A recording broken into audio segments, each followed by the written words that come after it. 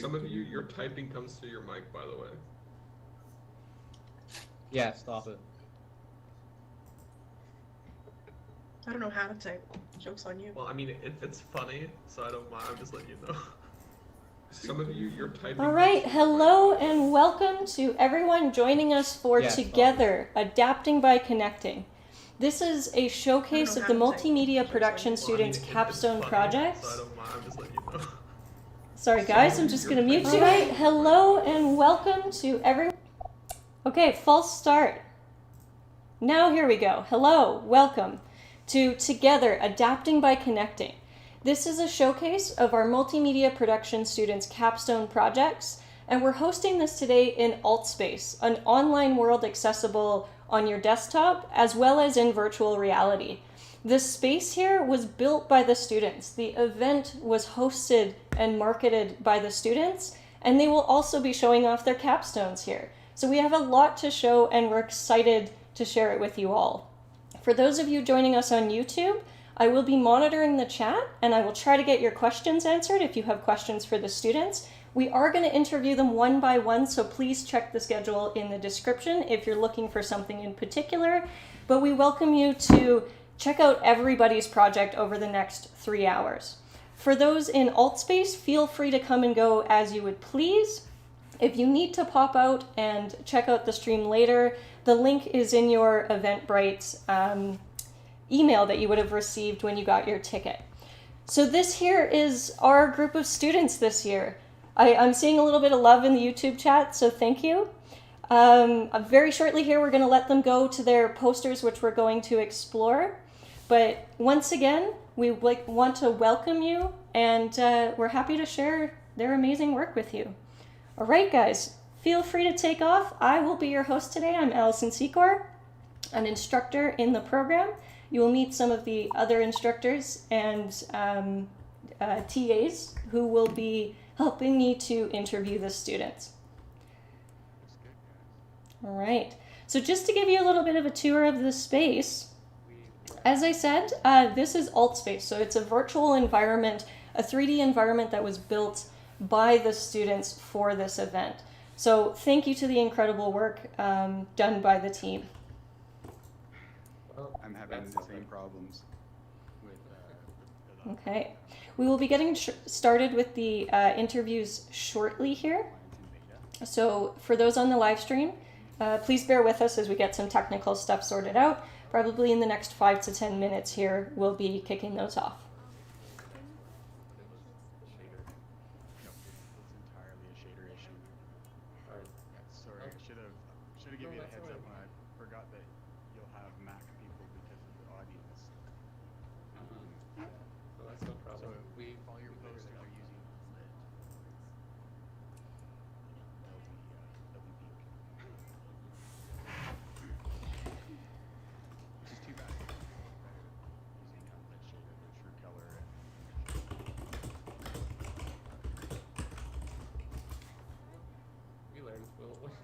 We know next time, so it's no problem. Yeah. Spencer was probably main designer on this space All right, so first up in our spotlights, we wanted to showcase Eric Rieger.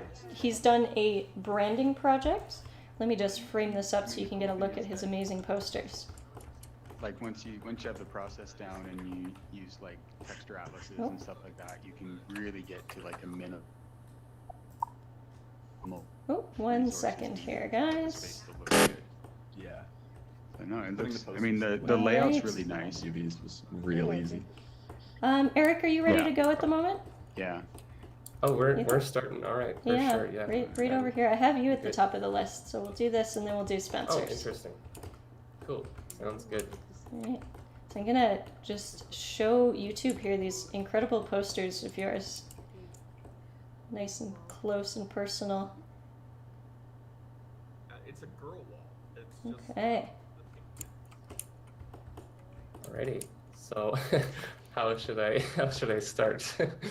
I guess. So maybe I'll just ask you some questions, Eric. Yeah, for sure. So do you want to give us just a brief overview of what your project is and the different pieces that you've done for this particular project?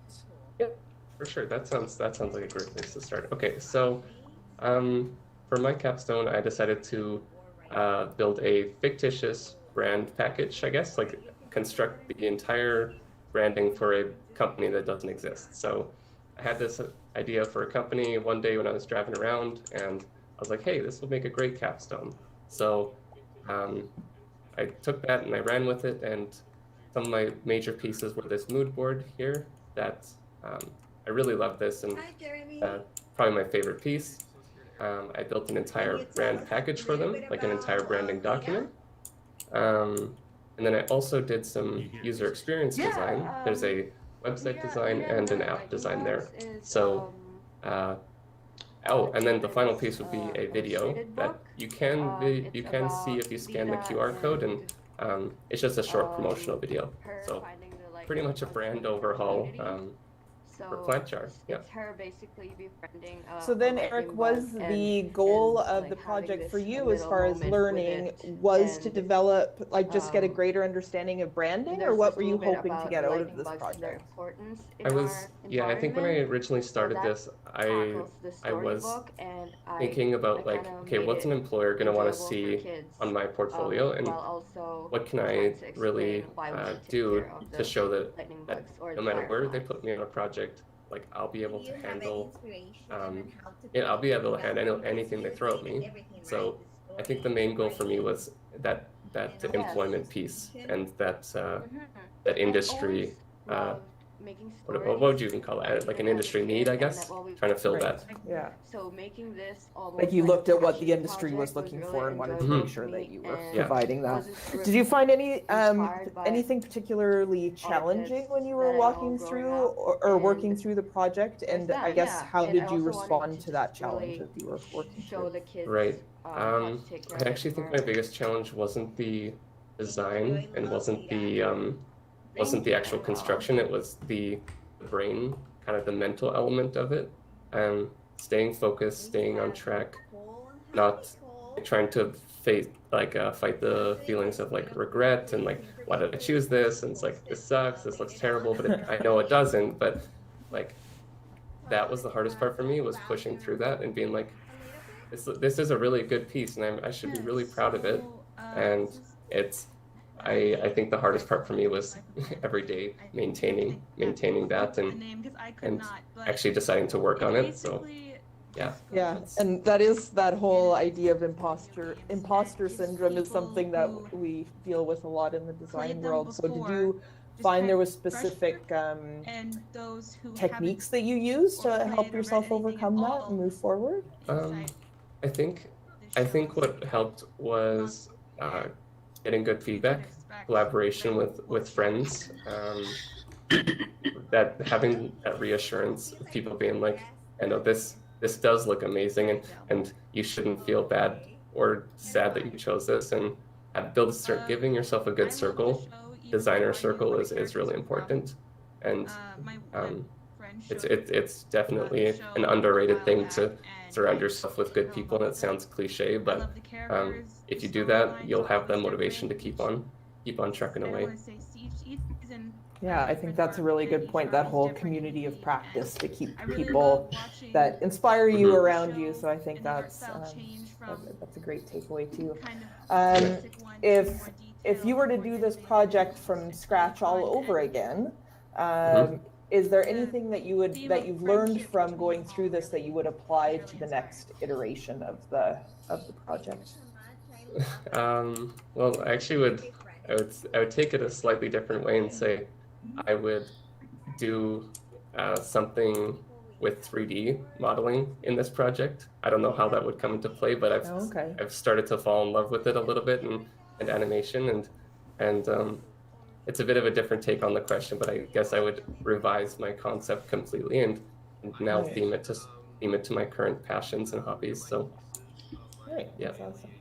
Yeah. Is there anything else that you wanted to highlight about this project as we wrap up here? Not really. I just want to say, look how cool this paper here in the bottom corner of my mood board is. I love it so much. Put a nice little blend mode on that leaf, and it just looks amazing. And I love that piece of paper. And that's my final thoughts.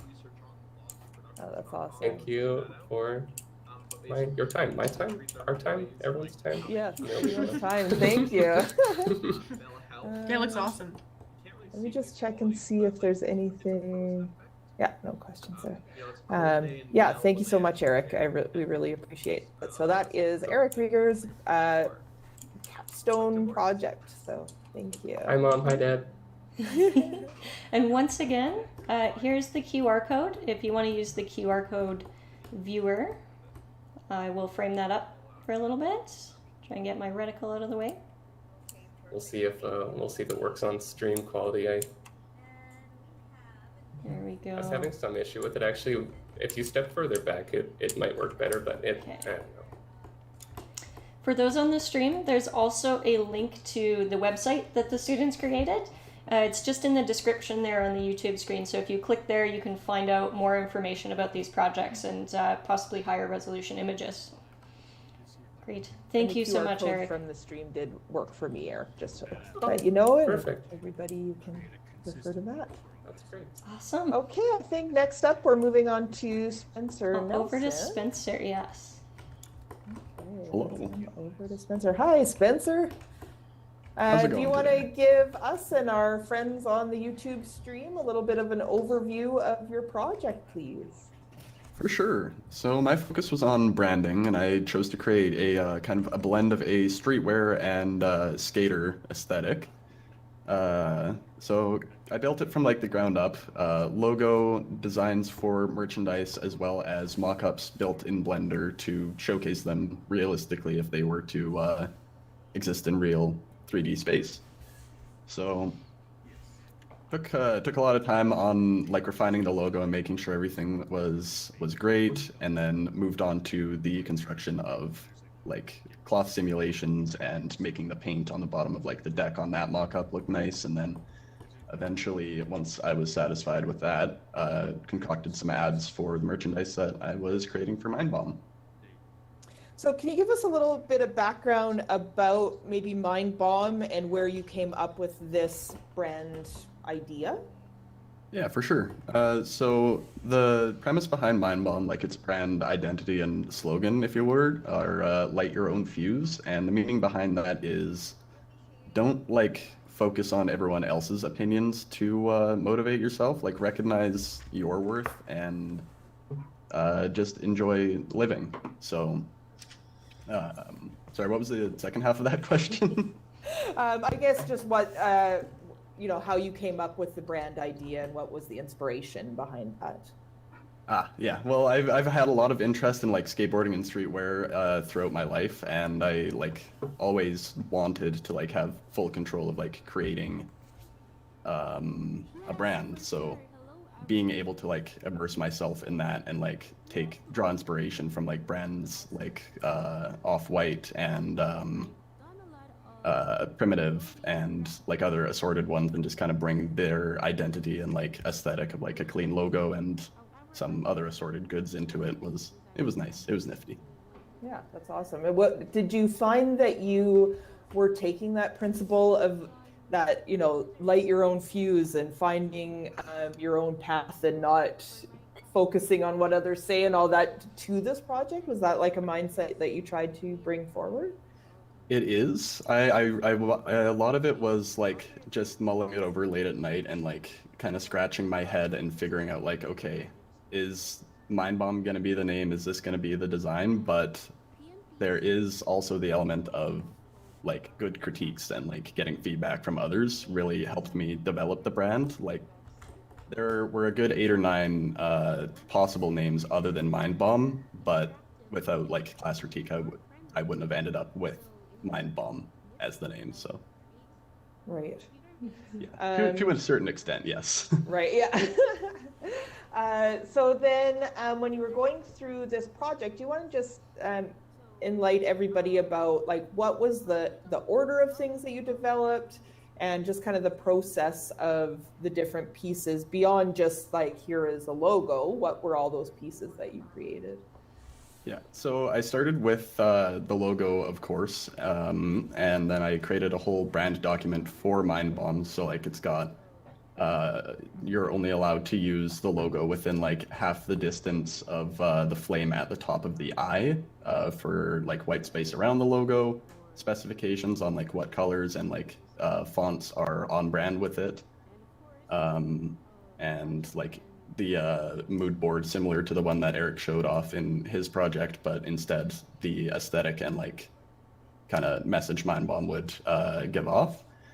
And then once the branding document was done, that kind of gave me a roadmap of like things that I have to include or keep on point for the merchandise itself. So next I figured the 3D stuff was going to be the most difficult element of it, because it's like taking 2D design and then adding another dimension of that dimension to it.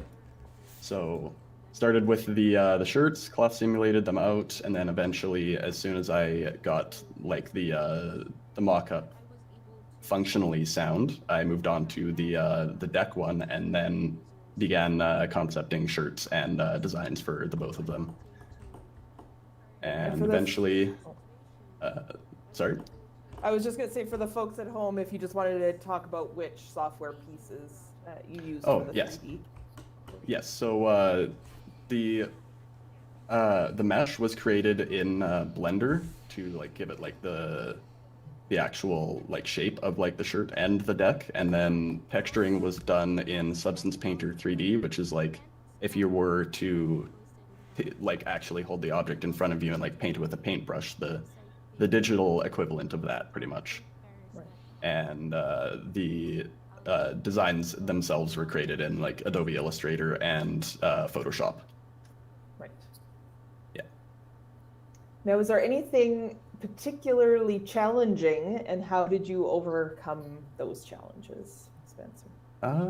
I would say the most challenging thing was keeping the ball rolling, because a heavy deal of time was spent on making sure the logo and everything was like to my liking. And yeah, no, the greatest challenge was accepting maybe this is the greatest I can make this look, and then coming to love it as time came to pass. Great. Is there anything else that you wanted to highlight here as we wrap up? Yeah. So I had so much fun like working on it, and like I said, I did come to love these designs. So they are actually available for purchase at the website http://mindbomb.store, or if you just put mindbomb.store in the URL slot, it should take you there. Yeah, and I was checking it out earlier, and there's lots of fun merch there, shirts and socks and blanket, I think. What else was all up there, Spencer? There's a canvas Stickers, print, this shirt in a hoodie format, socks, and some limited edition merch that'll only be available until midnight tonight, as a celebration of Capstone event. Yeah, that's right. So those at home, if you want to pick up one of these shirts for yourself, or one of the limited edition ones, then make sure that you do that tonight by midnight. The clock is ticking. Yeah.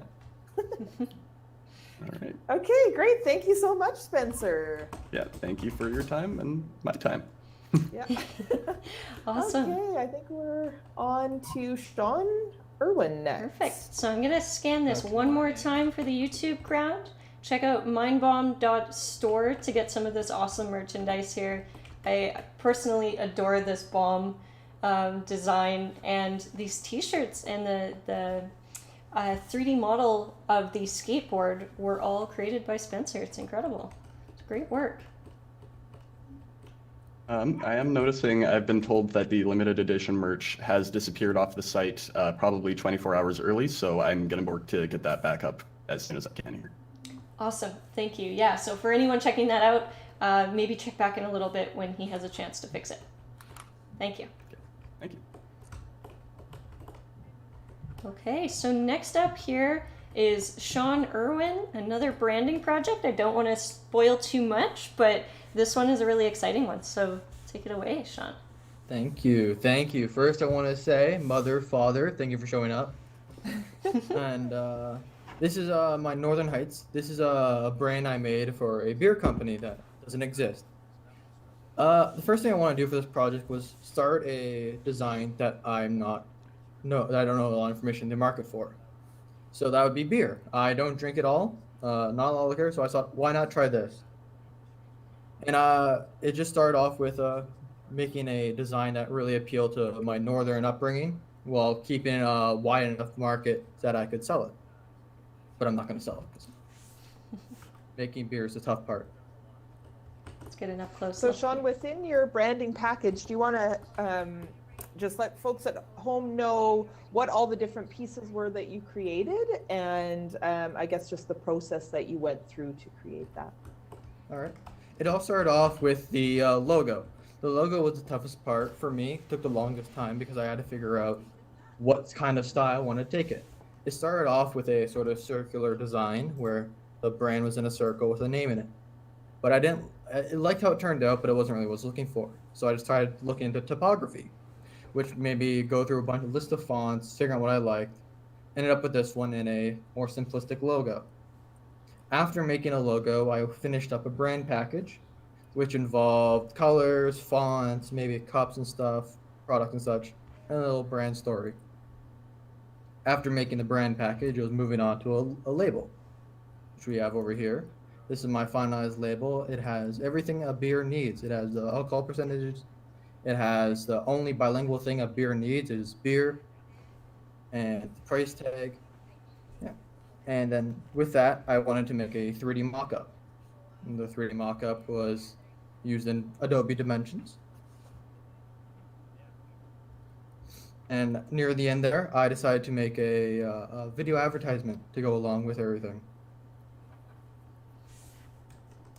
Great. So, Sean, you mentioned at the beginning there that beer is not, something that you really partake in your regular life. So, how did you, I guess, research, what appeals to beer drinkers and get that kind of insider information into the industry? Well, it started off with I went to a local brewery in Camrose called Battle River, and I also sent an email to the NWG Brewing in Yellowknife, and I asked them some questions, figuring out what went into making the logo, the label, and such. And I also asked around my friends who also drank, see what that's what they looked out for at the liquor store and such. Right. Great. Could you maybe talk for a minute about your inspiration for the logo, like the colors and the shapes and the fonts and that sort of thing? The shape was mostly, as the name suggests, it's inspiration is Northern Lights.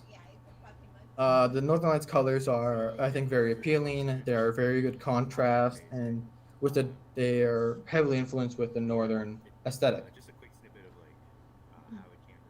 And the font, I picked it because it looks nice with the logo. Nice.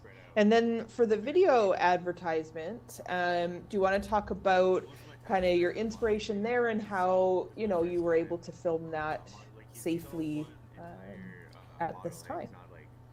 For the video, it all started off with looking at beer commercials and figuring out which ones I liked, which ones I know worked, and trying to piece together what could be good. And with COVID times, it's really tough to, record something. So the best choice to do was get some buddies I knew in town, who I know didn't see anybody,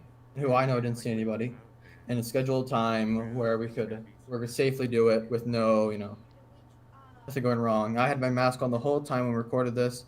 This was in their house, so it wasn't breaking any rules, which is good. And I think it turned out well. It's a shame that we couldn't present it here, but what can you do? Yeah. But you do have it on your YouTube channel, is that right? If people at home wanted to see it? I have it on my website at northernheightsdesign.com. Okay, so yeah, for those at home, if you want to check out the full video, you can see it there on his portfolio. Was there anything, Sean, that you found particularly challenging as you were working through this project? For this one, it was, like most people probably felt, is motivation during a pandemic. Mm-hmm. Especially when you're not moving much, you're always staying in one place. It's tough to keep it going when you're just feeling like a pattern every day, or the same thing every day happens, So was there something that you did to help keep yourself motivated and keep going when those challenges reared their head? I went on lots of walks. Yes, the outdoors. Mm. That's great. Is there anything that you're particularly proud of throughout this, or is it just the overall, cohesiveness of the entire project?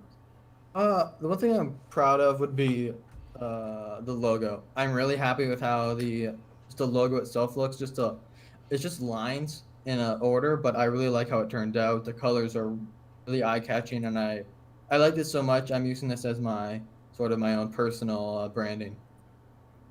Right. And then you also did an animated version of your label, I guess maybe is something I don't think that you mentioned as part of that video advertising. Do you want to talk a little bit about that as well? Yeah, it was just a simple motion graphic I made to end off the video. It was just basically the label here, but I moved it around a bit, making the moon show up. Yeah. Simple. Nice. And you did that in After Effects? After Effects, yes. Yeah. So it's nice you've used a lot of different programs and techniques and graphic design and motion design and video and a little bit of like 3D mock-up with the bottle. So there's a lot of nice variation throughout this project that shows that full skill set of that you have, I think, Sean. So it's a very nice project altogether. Is there anything last thing that you want to highlight as we're wrapping up here? No, I think we got the whole shebang. Nice. Well, thanks for sharing that project with us, Sean. And I do think it is very visually indicative of the North. So I think that's something that you did very well within this project. Thank you so much. Thanks for sharing that with us. Mm-hmm. Thank you so much, Sean. And again, can you give us that website that you referenced before? northernheights.com. Perfect. Northern Heights Design. northernheightsdesign.com. So if you want to check out more of Sean's work, which I highly recommend, again, there's a video, there's a motion graphic built into that. You can learn a little bit more about the project and contact Sean. So please do check it out. I'm going to get a little bit of a close-up here on your label. Again, very cool look at something that we often don't think about too much as designers, things like labels. There's a lot of work that goes into it. Fantastic work here by Sean. Yeah, a lot of the work behind the screens was looking at legal stuff. Yep. Because, especially for the beer commercial, you have to understand that there's a lot of legal things you can't say, you can't do. Like, you can't say, hey, this is cool. One of the things you can't do is say it's cool and actively try and make it seem like it's a cool thing to do. Right. Because, for kids and such. And for the label, it was about keeping beer and beer bilingual. And you always have the alcohol, the milliliters, and everything. Very cool. Yeah, lots of research goes into it. Great work, Sean. Okay. So next up here, we have Margaret with a little bit more of a blend, a publication project.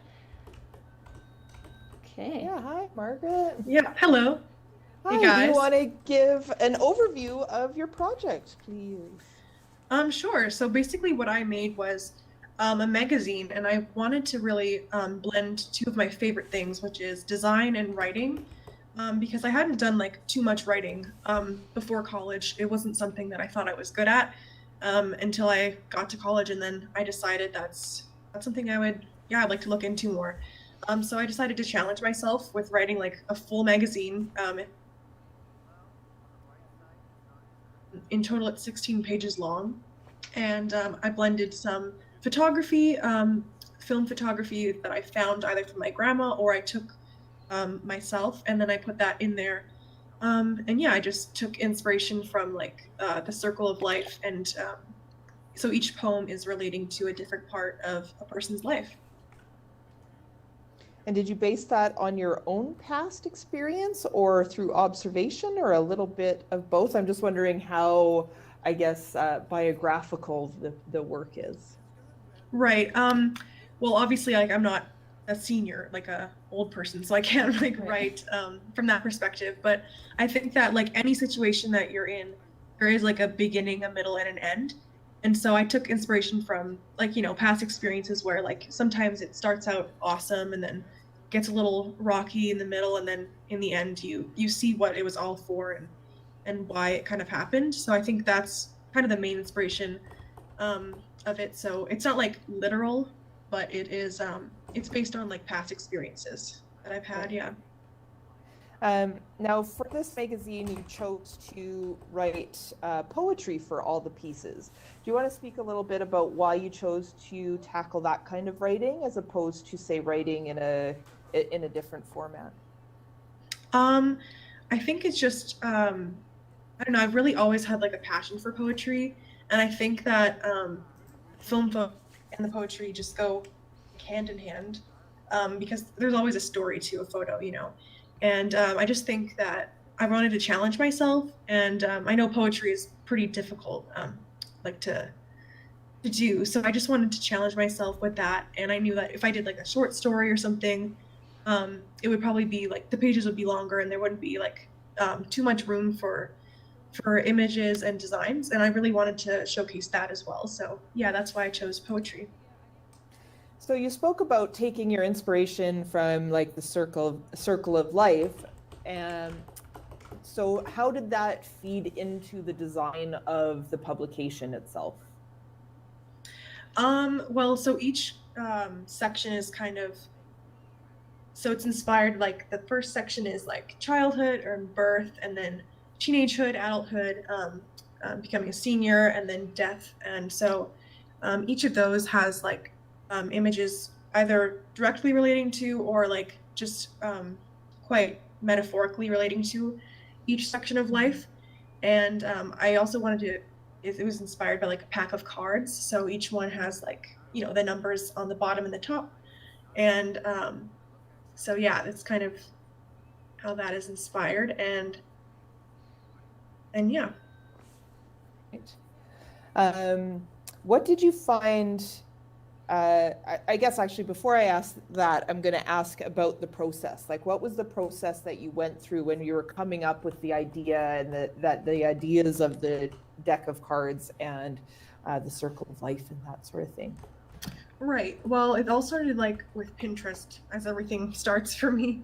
Yeah. I just kind of looking at inspirations and things, and I came across like this deck of cards that I have at my house, and I thought just the design looked really cool, and it looked like something that was on my mood board that I had created previously for this project, and I thought that's perfect if I did like a pack of cards type of thing, and I made a metaphor using the pack of cards to describe how that involves life and everything. So I thought I would, I'd use a pack of cards, and the pack of cards that I have looked a lot like some of the images that I had collected on Pinterest. So that kind of fed into that design. Yeah.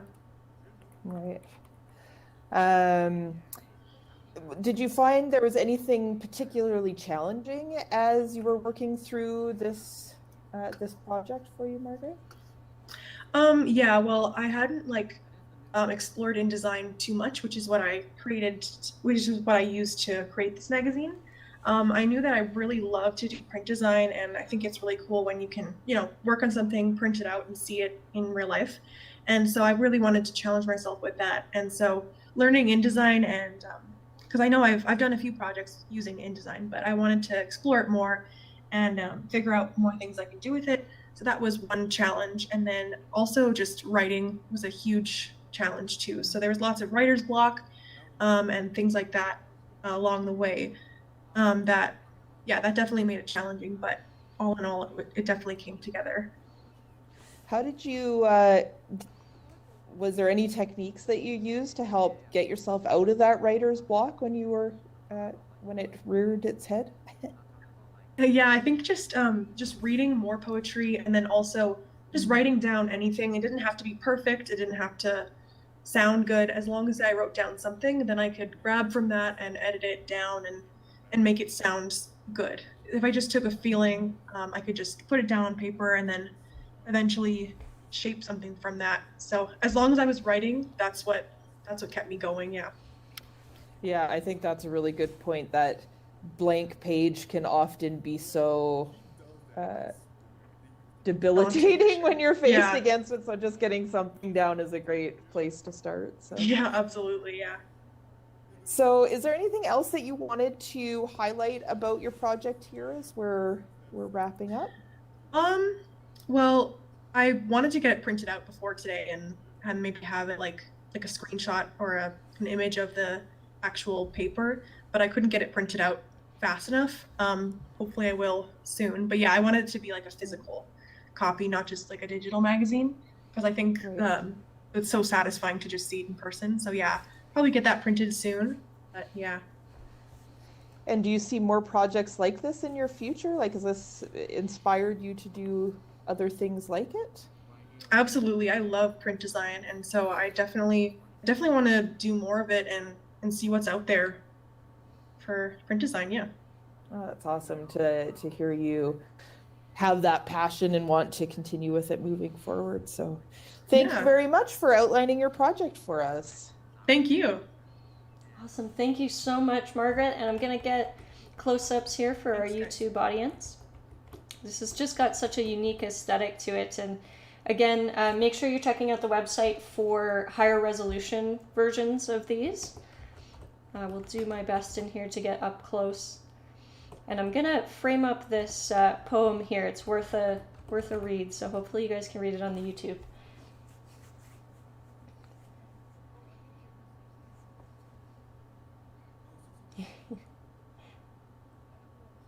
There we go. For anyone suffering from allergies this spring, maybe that's a little bit relatable. Thank you so much, Margaret. Okay. We have Jeremy up next. Next up, we have Jeremy. Hi. Hi, Jeremy. So do you want to give us a little bit of an overview of your project, please?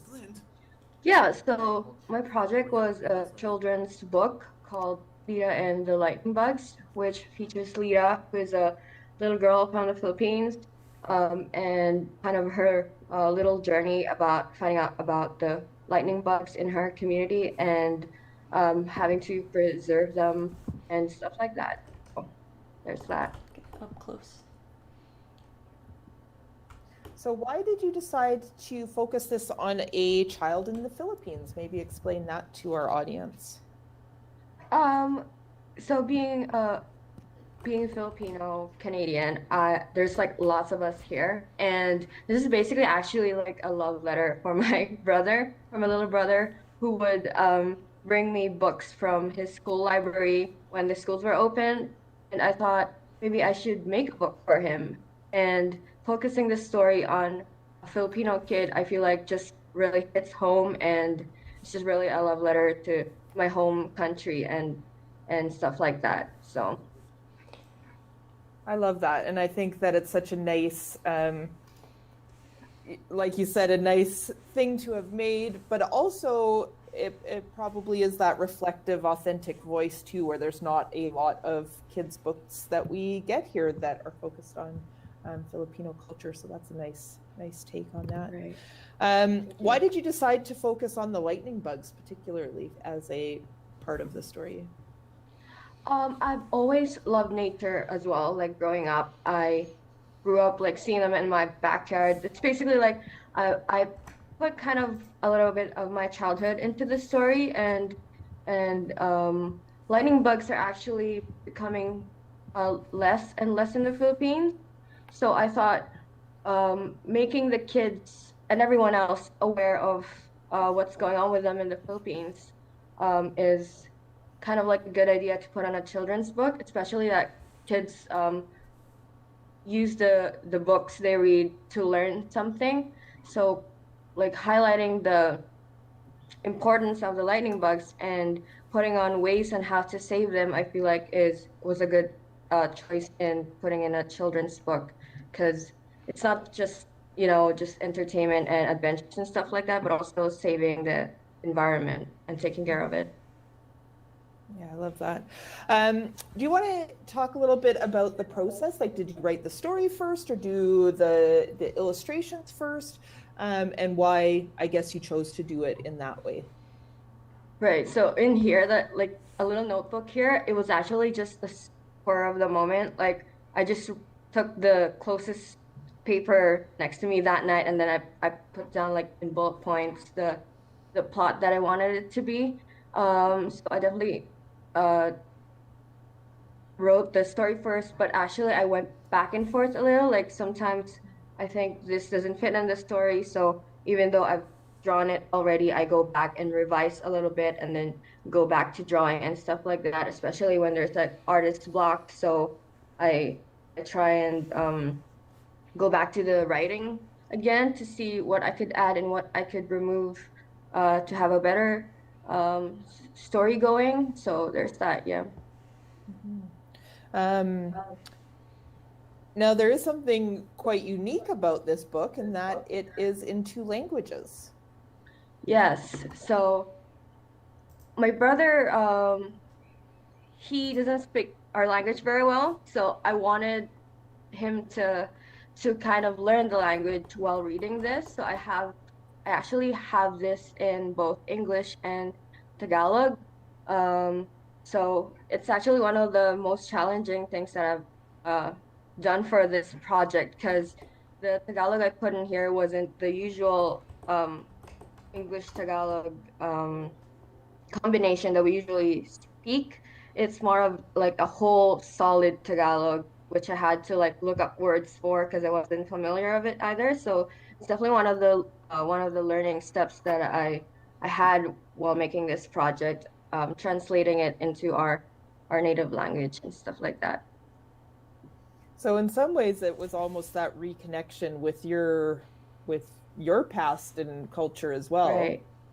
Yeah, that's also why I love this project so much. Like I learned a lot about it as well, like with my culture and stuff. Like in this other screenshot right here, I researched about what it would look in the setting of this story, because it wasn't really set in my hometown in particular. It was somewhere else in the Philippines. So looking up more stuff about that place and putting that into the story was really fun to research about. That's great. So we've had some questions in the chat too about, is there a way that people can see and read this? Is it online somewhere, or the ebook version of it? It's not only, I feel like I think I'm going to put like a PDF like download link. But I do have like a bit of this in my website, which is jeremymartin.com. It's in my portfolio there. So there's like a little bit of a gallery there with some of the pages, and then I think I'm going to put the link there so everyone could read it even just for free. Okay, great. So you can see the spelling of Jeremy's name up there at the top. We'll get Allison to point the camera at it. So you said it was just jeremymartin.com? Yes. Yes. Okay. And then also, I guess just as we wrap up here, you were saying that the art style is a little bit different than what you've done in the past as well. So did you find that challenging, or where did you find inspiration for that art style?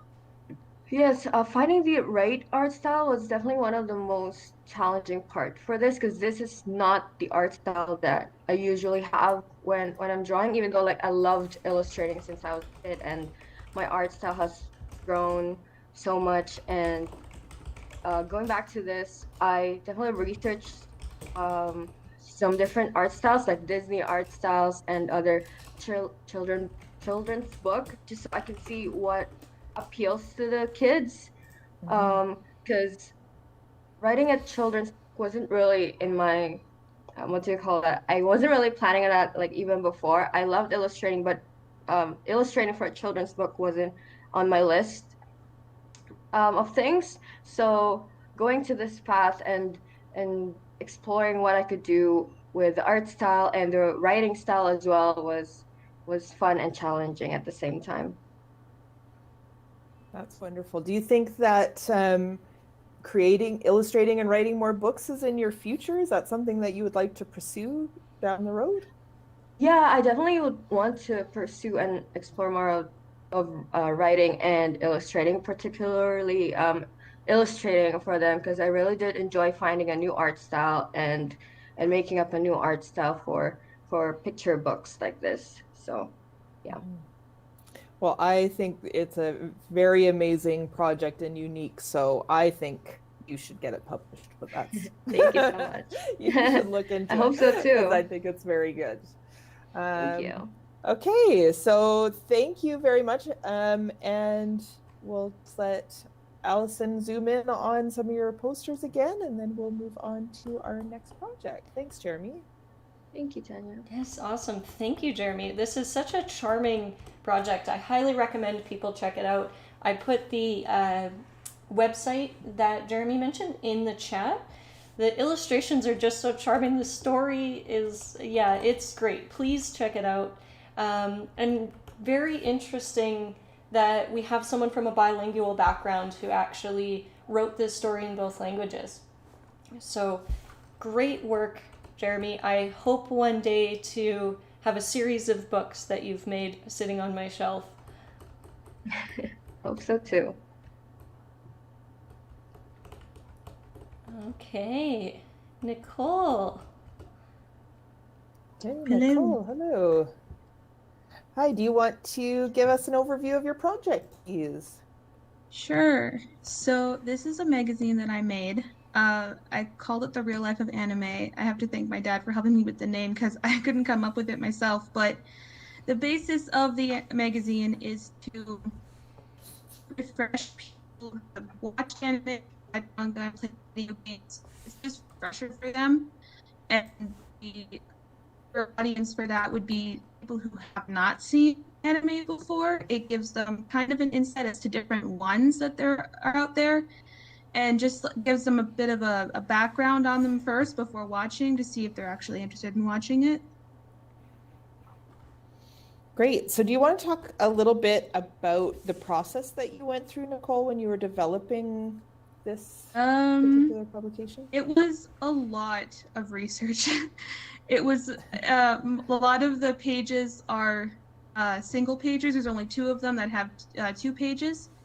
So I had to really research and cipher through different information to make sure that I didn't go over and didn't put too much detail into it. The writing was also a little bit difficult because it was a lot of like writer's block, thinking of different things, especially with the beginning when I was introducing what the anime, manga, video game was. I wanted to give like a little bit of a fun introduction to it. So coming up with those was a little bit difficult too, but I'm really pleased with how it came out. I love the final version of it. So the idea of writer's block and creative block is something that we've heard from several people throughout our process, and I think is something that creatives face a lot. Was there a technique that you used to overcome that block? I just mostly just kind of thought about like what the anime was really about. I had to think about the background behind it and how I could incorporate that background into an introduction. Mm-hmm. So it was a lot of thought process, but in the end, I just really thought about what the anime is about and how I can take that and introduce it into the magazine. So it sounds like you kind of almost created a framework for yourself to work through it, like an outline of things to tackle, which would make it into more bite-sized pieces. So it's interesting. Did you enjoy that research aspect of it? Because you said it was quite research intensive. I did. Yeah, I learned a lot about the different shows I didn't even know about. Right. There's a lot of stuff about them that I didn't even know. So doing all that research really shone light on what I didn't already know about them myself. I will say that ciphering through all this information was a little bit difficult, and I say that because some of the animes, they date back a long time. So going through, like, some of them go back to like the 90s. So I had to really like think about, oh, who made this and who made this and when was this published, just to make sure that it was all kind of dated, right? Right. And then for the actual process of putting the magazine together, you did that. Maybe just talk about what programs you used and what was your. So I used InDesign to put the magazine together. I had used InDesign before in the first year of college, so I knew what it was, but I hadn't used it in a while, so it took me, I had to go through a couple of YouTube videos just to see how to format it properly. And when it came to doing like the front cover of it, I looked up different magazine front covers just to get like an inspiration and basis of what they actually looked like. I also used Photoshop for a lot of the pictures, especially the ones on the front cover, just so I could take out the background, so it would so the background of the actual magazine was seen behind it.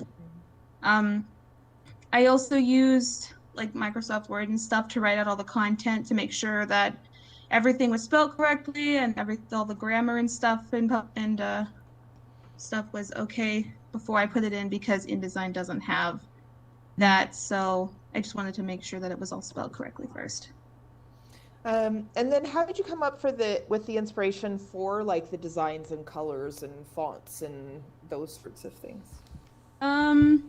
For the colors and stuff, I just played around in Illustrator.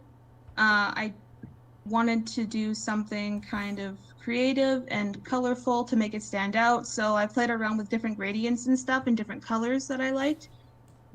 And when it came to the font, I wanted something that was kind of true to how fun anime is, so I went with a font that was bold and bright so that it could be seen really easily. The text on the inside doesn't look like that. I chose a more simpler font, but the text for the titles, I really wanted those to stand out for people to know, like, this is what this show is, this is what it's going to be about. The images and stuff were pretty simple to choose from. Although trying to find like copyright friendly images was very difficult, so I just went and chose different images, but made sure to credit the sources I got them from, even if they didn't come from those sources, just so I credited someone for the picture, so that it didn't look like I was just taking it and using it myself. So if you were to do this project again, Nicole, is there things that you would do differently?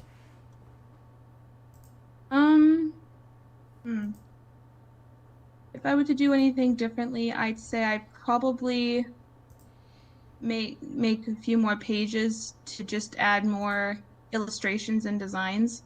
A lot of the magazines that I took inspiration from, when they focus on one specific anime, it's like 2 pages long, but then there's a whole bunch of pictures put into that. The only 2 that had more imagery was the 2 main articles. The other ones only had 2 pictures. So I definitely would think that I would like to extend the magazine just to put more imagery and stuff into the ones that only had 2 pictures, but that's pretty much it. Great. Any last thoughts as we wrap up here? No, I think I'm pretty okay. Okay, great. Thank you very much, Nicole.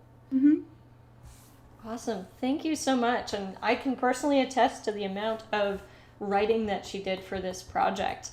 It's tough to see it here. It's tough to see text in this environment, but she put so much work into this magazine. And I assume if people are interested, can they contact you, Nicole, to see more about the project, or do you have it up on your personal website? I have a blurb about it on my website, but I don't have it up on the website yet. Okay. Well, you can still reach out to us if you go to check out the website in the YouTube description. There's a link there. You can find out a little bit more about the project. And yeah, thank you so much for all the incredible hard work that went into this. Like I said, there's so much written content. I can imagine the late nights it took to get that. Awesome. All right, so that wraps up our first section of branding and publications that we have these students grouped into. So now we're going to move on to our next section. Our first student in this section is Heather Neal. Unfortunately, Heather is unable to be here today, but she did a fantastic project on, it was a social media advocacy project focused on gender equality issues. So she started off by creating a survey that she sent out to gather feedback from all genders, and then she created different series of social media posts to explain that information and tell the stories that were told in those surveys. So for example, there was one that was 24 hours without men, and what would women do differently or during that time, or what are ways that men saw that they had the opportunity to be allies to women, things like that. So there was one aspect where she was focused on the like the graphics and the telling of the story through social media, but the other aspect of this project that was quite a big part of the project was the analytics and those sorts of, like, the behind the scenes of social media that she really actually enjoyed diving into and going through. So she learned a lot through that project, and is something she really wants to focus on, working with social media and telling those stories through social media going forward as well.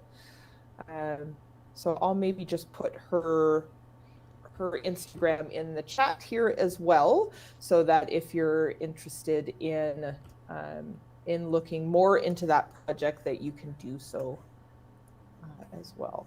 So I'll just add that in. I'll give YouTube here a nice up close look. Again, the text's a little bit hard to read, but if you check out her Instagram, you can see all of these posts up there.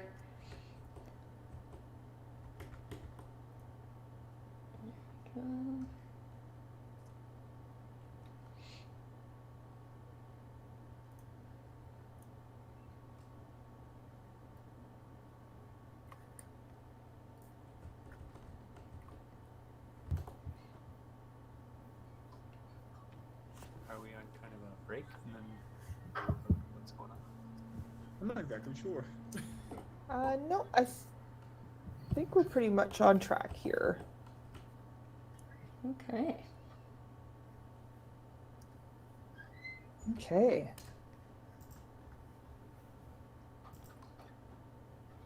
So once again, if there's any questions in the YouTube chat, you can post them there. Heather's not here today. We'll do our best to answer them. Or for any of the other people that we're interviewing, we can pass those along as we go. So.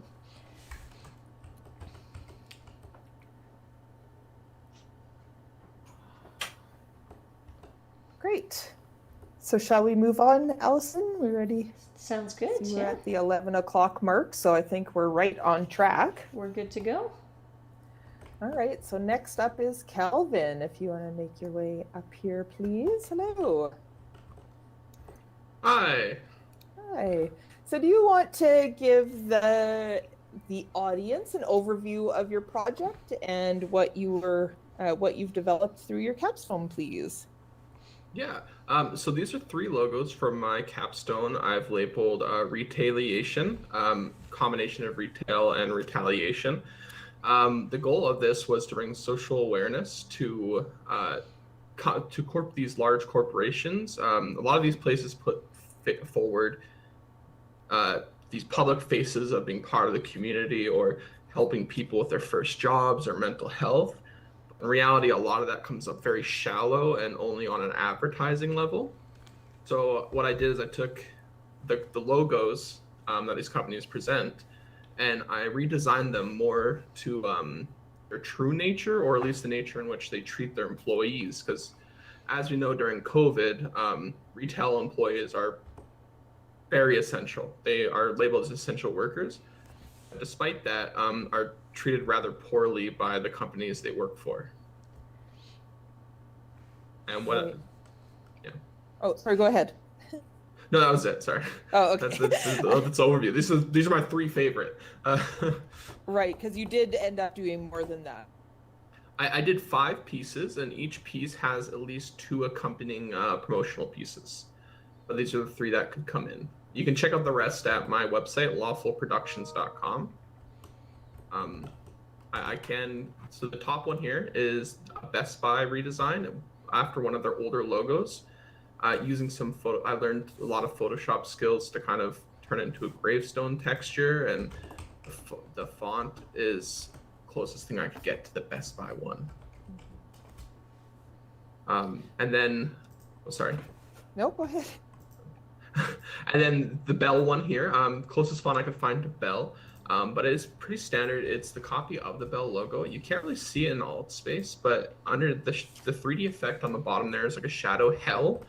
It has an ice effect. It doesn't really show up really well in Altspace, but learning like the different Photoshop textures, I was able to make it come off with an icy glow. You know the phrase, it's a cold day in hell when. So I thought I'd play off that it's a cold day in Bell when they actually care about mental health for their own employees. And then Tim forgets quality last. It's just representing this decline of Tim Hortons, a Canadian Canadian landmark, and like our identity as Canadians to the rest of the world has been going downhill towards their products, their prices, how they treat their employees and their franchisees. Just slowing the deterioration over the years. So Calvin, do you want to maybe speak to, like, why did you choose to take on this kind of message for your capstone and start talking about the ethical behavior of big companies like this?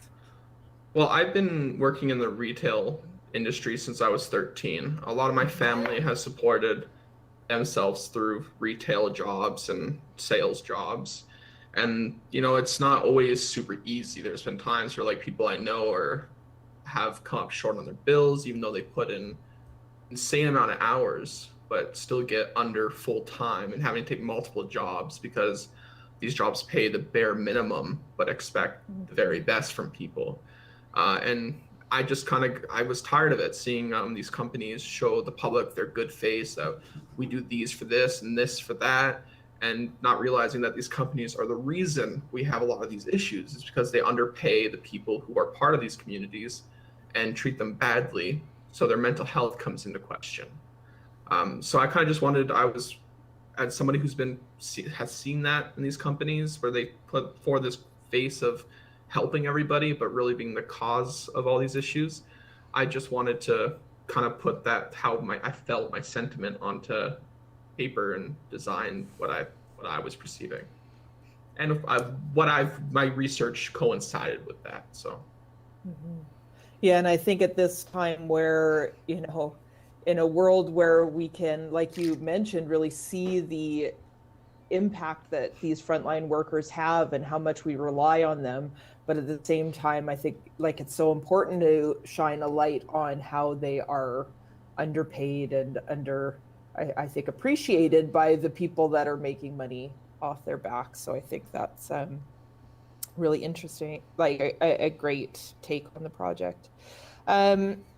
So you spoke a bit to why you've done it, and I know, and you mentioned this very briefly about the research that you did, but maybe you can speak a little bit about the research, because I know it was extensive, the research that you did and how that helped inform your designs for these, but also for all of your design pieces.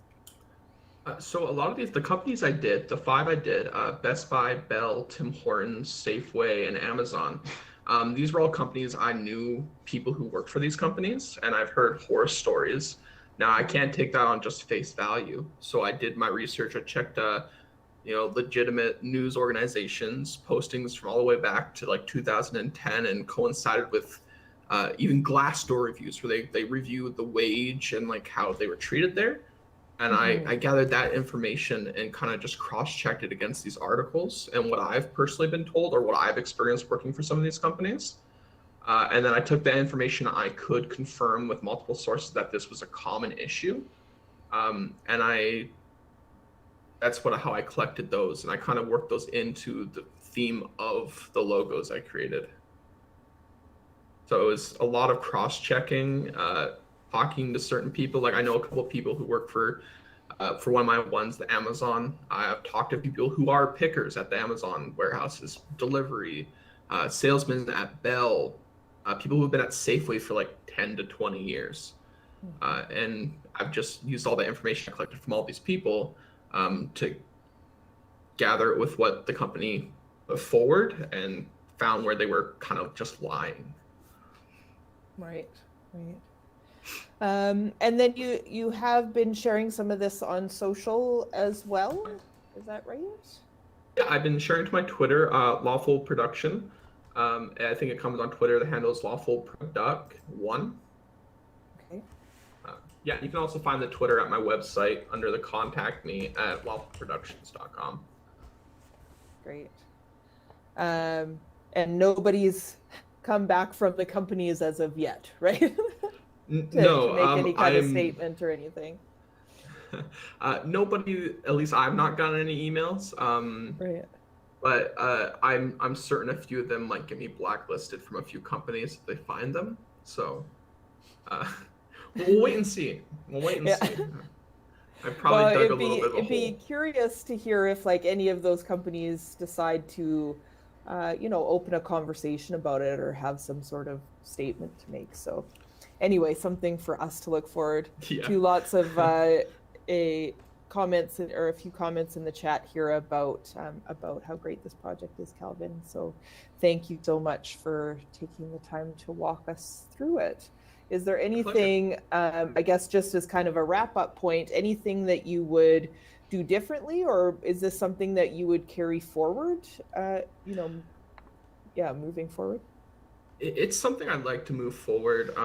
Like this kind of stuff does mean something to me, because like I said, like a lot of these retail workers are treated rather poorly or thought of like as lesser people in society, but we don't understand that these people are poor to society. Like if during this pandemic, if people weren't showing up to Tim Hortons or Safeway, Walmart, you would be in a lot more trouble than you are now. This pandemic would have been 1,000 times worse if these minimum wage employees didn't show up every day.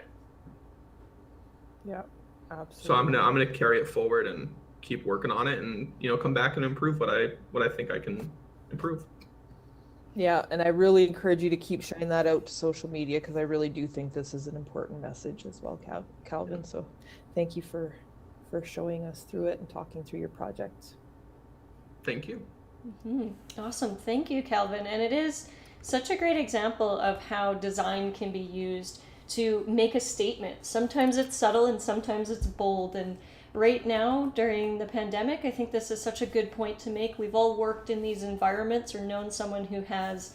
And so thank you for being so bold as to make that statement. Like you said, if you happen to come across someone's feed, you are taking a little bit of a risk there, but I think you're making a really important statement. So great work. Thank you. All right. Okay. So moving right along here, Nelson. There we are. All right, Nelson, do you want to give us a little overview of your project, please? Hi, yeah. My capstone was, can I do both branding and website design and development? So I guess that's three things. It was quite a... Is that left? There you go, that's good. I had chose to go with make a very basic brand guideline, as you can see on the left side poster. I had a lot of fun doing this. Normally, my personal style is dark and muted, so I chose to go bright and cheery. And I just had a lot of fun with this. For my colors, I decided I'm going to name them. And I don't know if you can see them on this poster up here, but they each have their own names. I have stuff like Cotton Candy Pink, Springtime Lemonade,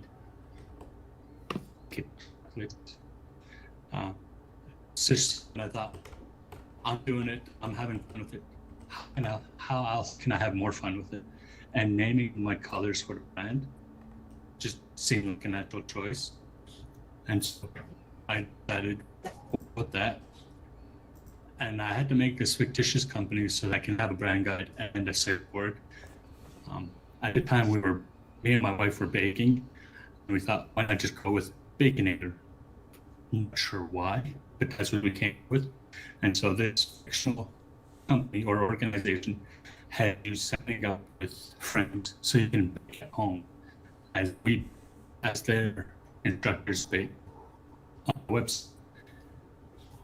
And in addition to the brand guide, I developed not only the logo, but some mock-ups for merchandise that they would be selling so that they can keep this organization going. You can't really see it on these posts, but if you go to the website that I loaded up, which is www.altspace.com/Baconator, the YouTube chat should have that link up. You can and it's a lot easier to see than on this poster here. For the web development part, I decided I haven't used PHP to date, so I want to challenge myself by coding the website with PHP, and it was a bit of a struggle, but I loved every moment of that struggle. So I think I'm going down the right path, just because even though designing this and developing was at times a huge headache, I never once lost my enthusiasm for going through the process. Yeah. Well, it's great to hear how you weren't losing enthusiasm for the process, because I think that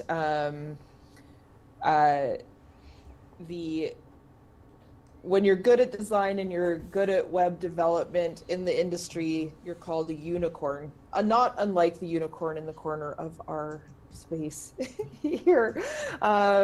So I think that that's a really great skill set to be showing. Did you find that you enjoyed one side more than the other, or did you enjoy both the web and the graphic design aspects? Previously, my capstone, I showed building websites from scratch, and I thought going through this process, I enjoy building more. One thing I did foresee when I started is saying I wanted to do both brand.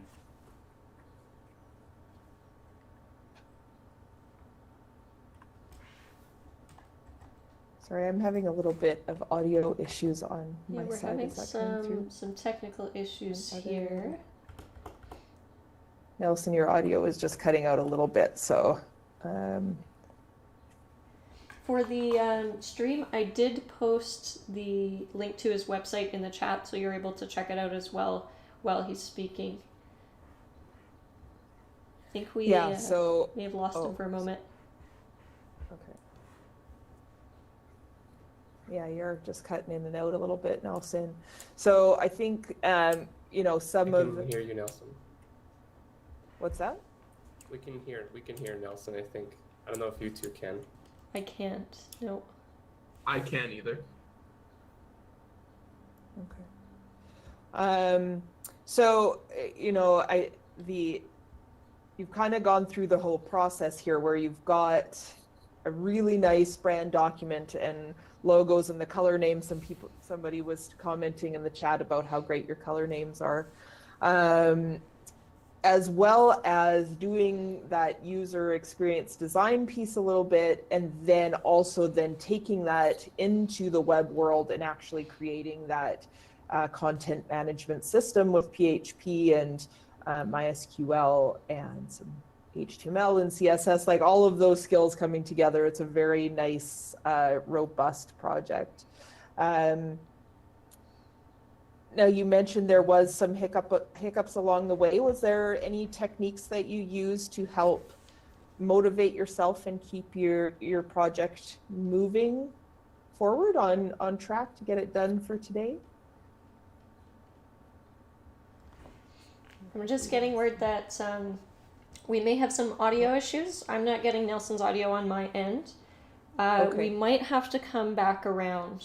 The joys of tech sometimes. Yeah.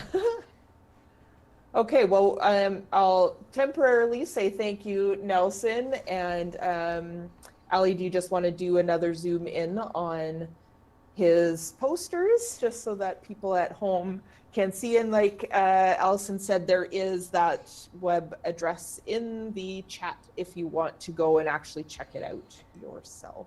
Yes, perfect. And we will circle back around to get his final thoughts, but just so you guys can get a look at the posters here, it's incredible how Nelson, like he said, really went outside of his usual skill set with the colors and the style and everything. And it's so important as a designer to be sort of flexible. So again, a little hard to see on the posters, but the link is in the chat, so hit that up if you want to see this in detail. Great. Thanks, Nelson. Sorry for the technical difficulties. We will circle back around. Great. So next up we have Faith. Here somewhere. Where's Faith? Got quite the crowd here today. Yeah. No Faith at the moment? No Faith. Okay, we'll come back to Faith as well. We'll circle back around. Yeah. Okay, so we'll next up, I think, is Hannah. So we're a little ahead of schedule. We may have to pause. Okay. Yeah. I traded places with Kyle, so if it's okay if Kyle goes now? Yes, I need internship. It's because at 1 o'clock I need to be at my internship. That's why. And okay, well we'll get Kyle to go ahead then, and we'll take a quick break just so that we can get back on schedule and get these technical difficulties sorted out. Okay. So Kyle, let's see, where are you? Over here. I'm kind of over here at the end. Right here.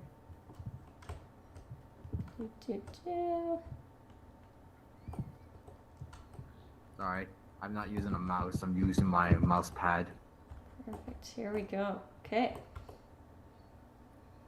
So this is my animation.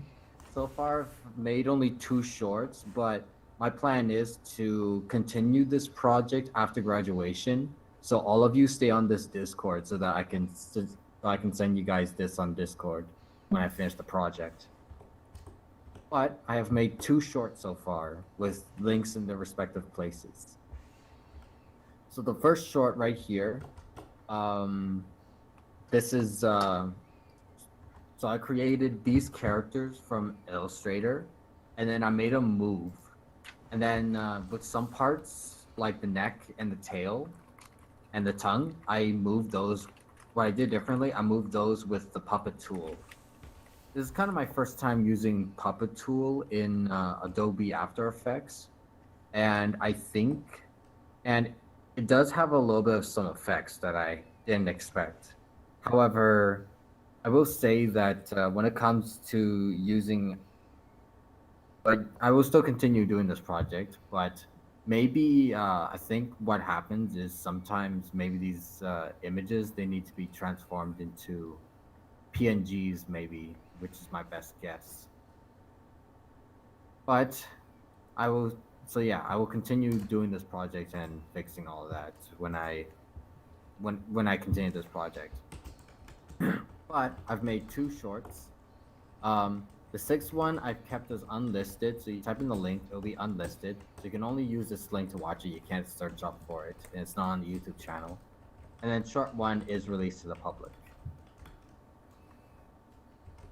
And the YouTube channel, I'll post it on the Discord again, but it's called Fossil Picture. Just remember too, Kyle, that this is for the people at home as well, not just for the people in class. So, is there things there that they can see for the people at home? For the people at home that are joining us through the YouTube stream? Yeah.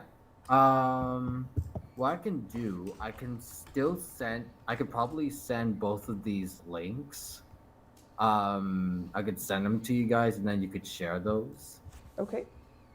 So I'll send those to you guys through Discord. Okay, and then Allison can post that after, yeah. And then so can you talk a little bit about your process for this project, Kyle, for everybody who are joining us from the very beginning, like where you came up with the idea to where you are now at this point? Yeah.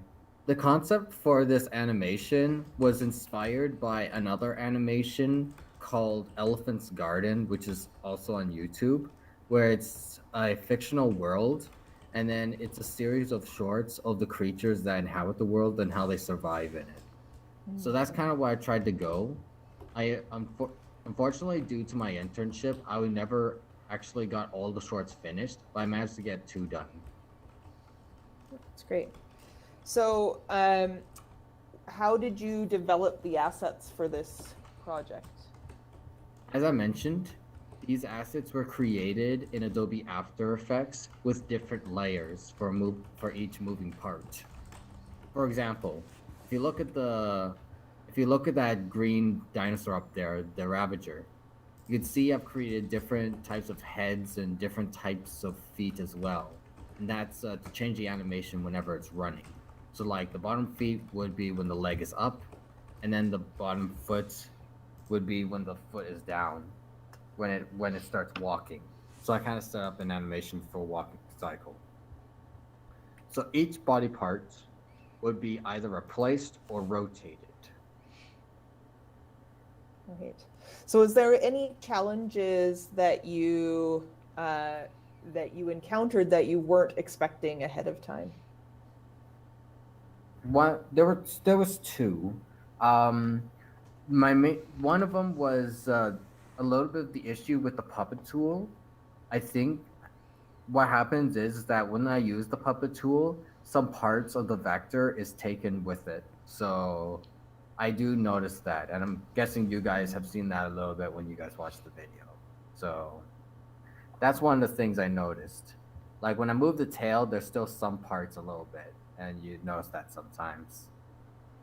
Another issue was trying to balance with this project and the internship. And I think that was my biggest challenge because I really had to get the internship done. But, no, go ahead. Oh, no, you go ahead. It's okay. So your vision of this whole project when it's done, you've made 2 of the shorts, but the how many shorts altogether were you envisioning as being part of the larger project?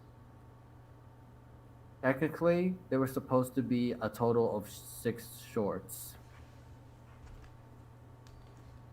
Right.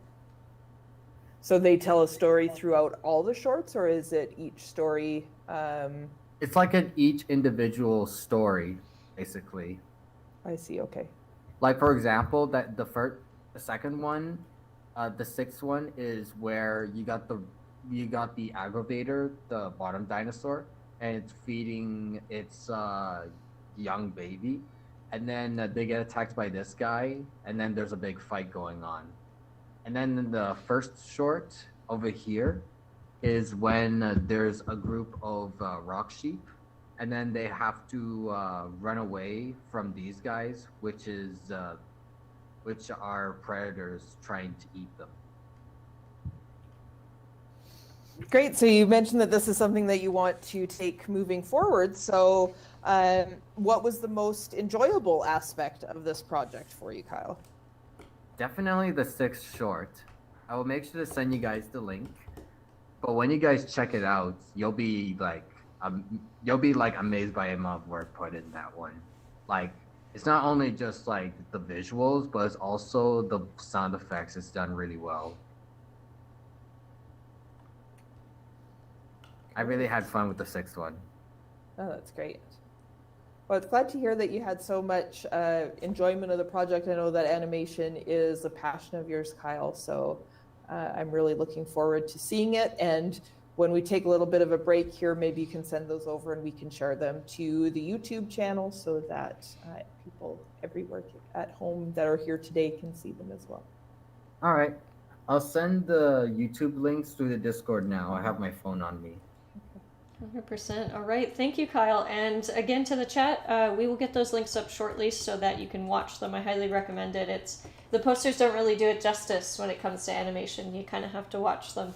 But here you can see a little bit of the creature design that Kyle did. It's nice to see in progress photos, I find, to see behind the curtain a little bit for those that don't know too much about this world. But yes, very cool, and if you're interested in the project, please subscribe to his YouTube channel so you get notifications when the other shorts go live. All right. Thank you, Kyle. So I'm told Nelson's mic issues have been resolved if we want to jump over there. Sure.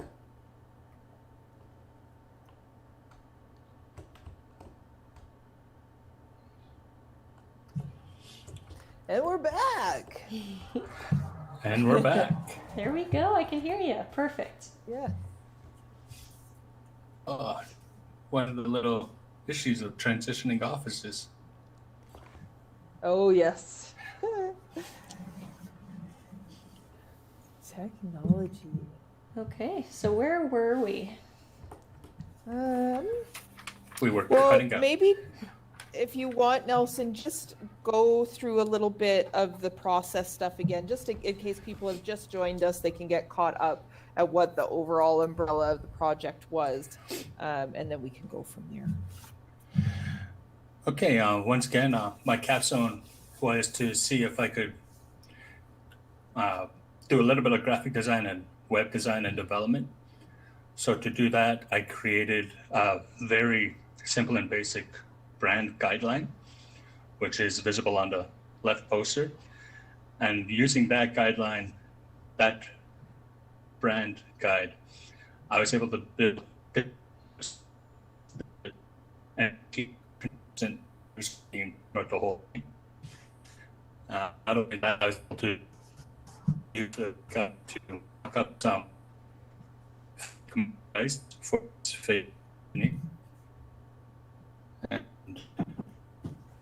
I had a lot doing it.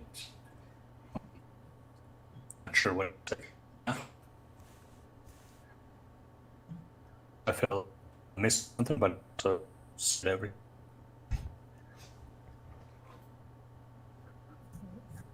Well, I appear to be losing him again. Oh. It's weird, like we can still hear Nelson in the crowd here. It just seems to be like maybe you're like I can hear him Altspace now. caps your internet usage or something. I don't know. Okay. One He's idea we had was as well. we had an idea that he could call you on Discord. Allison, he could maybe call you and then you could. Okay, we could try that.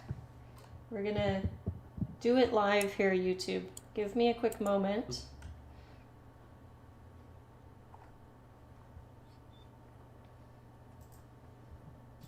Anybody know a good joke? Workaround. No family-friendly ones. How many tickles does it take for an octopus to laugh? How many? 10. It's got to be 10. If it isn't 10, 10. It is. It's 10 tickles. tickles. Thank goodness. You're welcome. Can always count on you guys for An entertainment elephant with a in the fish. meantime. I don't know. Winning Trunks. Can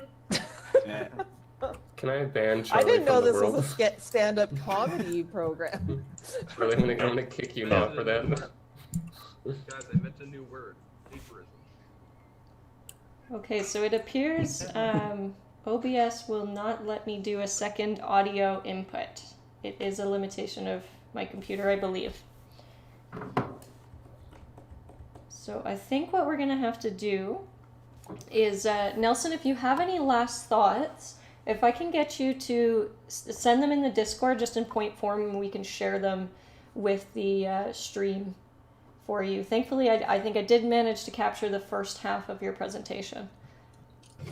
Yeah, we did kind of talk about it, so. Good. Now, did you want to take a 5-10 minute break, or? Yeah, so let's take a short break. We have still a little bit of technical issues to sort out with Faith. So for everyone on YouTube, I think we'll break to 11:45, and then we'll try to catch up with Faith and continue with our 12 o'clock schedule. All right, so if you need to get up and stretch your legs, now is the time.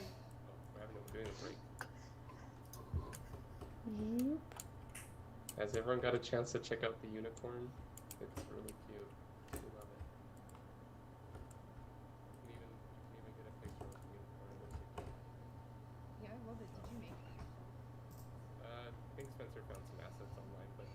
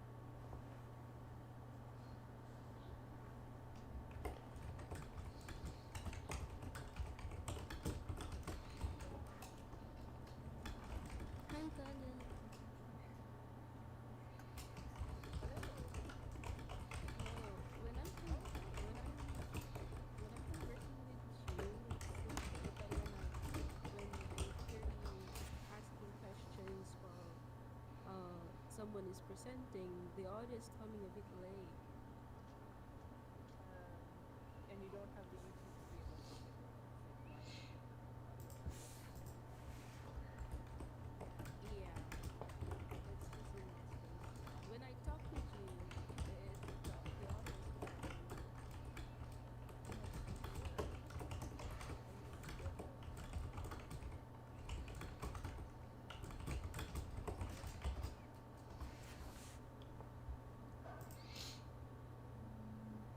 Let me just put this in the chat and see.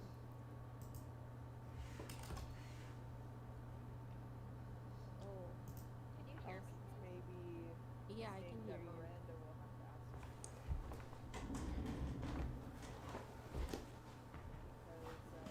Because when I'm presenting, or like asking questions and somebody's standing up here, that it's coming in late, so.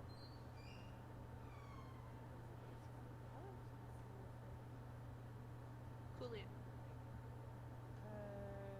Yeah. Is it streaming right now? Or Yeah, it is. Yeah. still streaming, or Yeah, did not I was from in me, from process or Allison up something? there, so I'm not sure. So we're not started right now. We'll come back to that.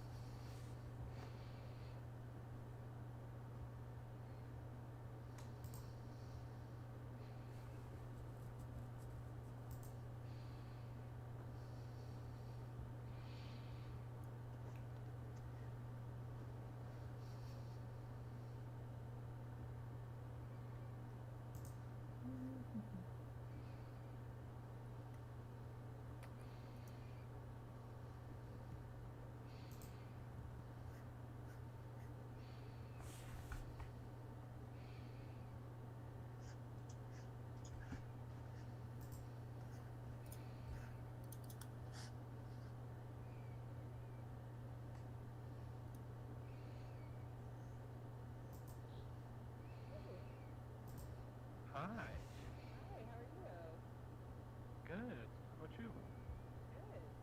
You have such glorious locks. Oh, thank you.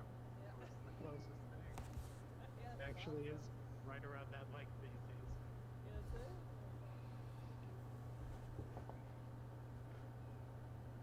Almost, how's work and almost everything? done. Yeah, it's good. Almost done with the school year, I guess. Yeah. How are your exams? Oh, yeah. Their classes were done last Friday, so yeah. Yeah. I heard about that, but man, being at home working in CPLI, you don't really get a grasp of the school year as well anymore. Yeah. Like, yeah. Fly by so fast this semester too. I don't. Yeah. Like, I don't know, this first half of the year just kind of flew right on past. It's like somehow all the same day and the longest year and all the same day. Yeah, like, it feels like 2019 was like 6 months away.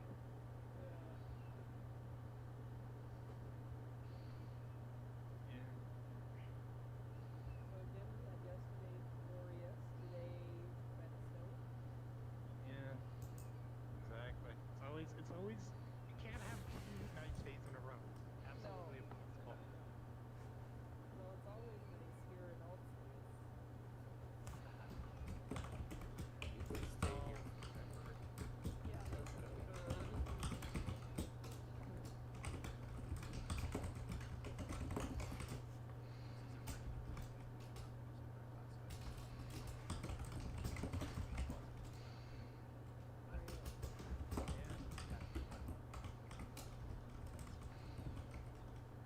Yeah. Yeah. If you go look at the, if you hit like escape and you go look at the discover page, you can go see like the popular events have like 229 people interested for like an open hike or something like that. And then there's like a Earth Day World Tours, Mortal Kombat like hangout. It's just like crazy amounts of things that Yeah. you can just sign up for. They're all Yoga, free. Just all kinds of meditation yeah. stuff. Yeah. And then like in the Worlds tab, there's also like the open made by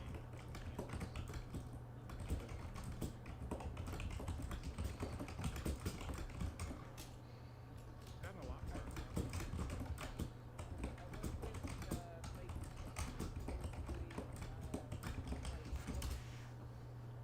Book club, virtual book club, and then Yeah. it was the books we were reading were all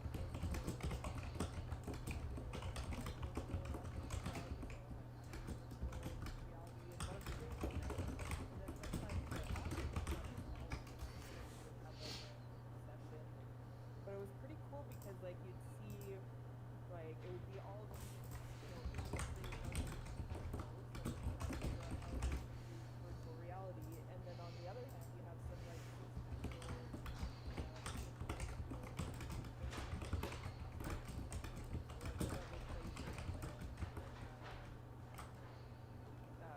be able to have that kind of thing.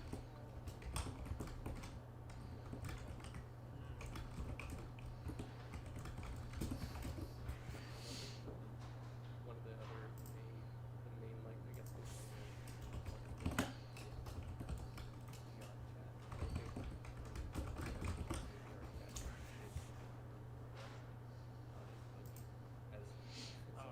Not as buggy. I wouldn't go that far.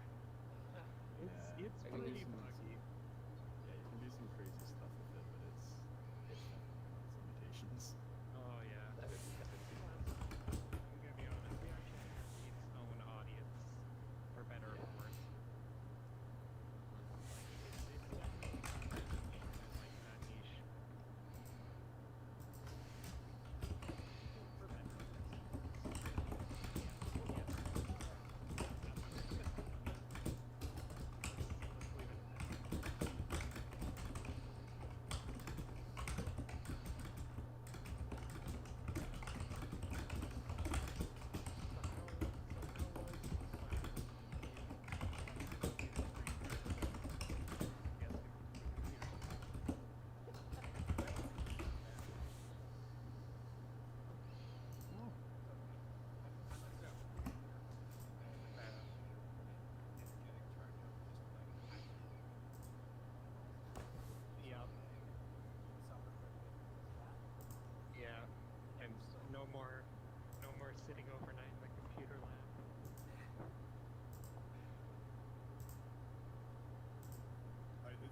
to agree.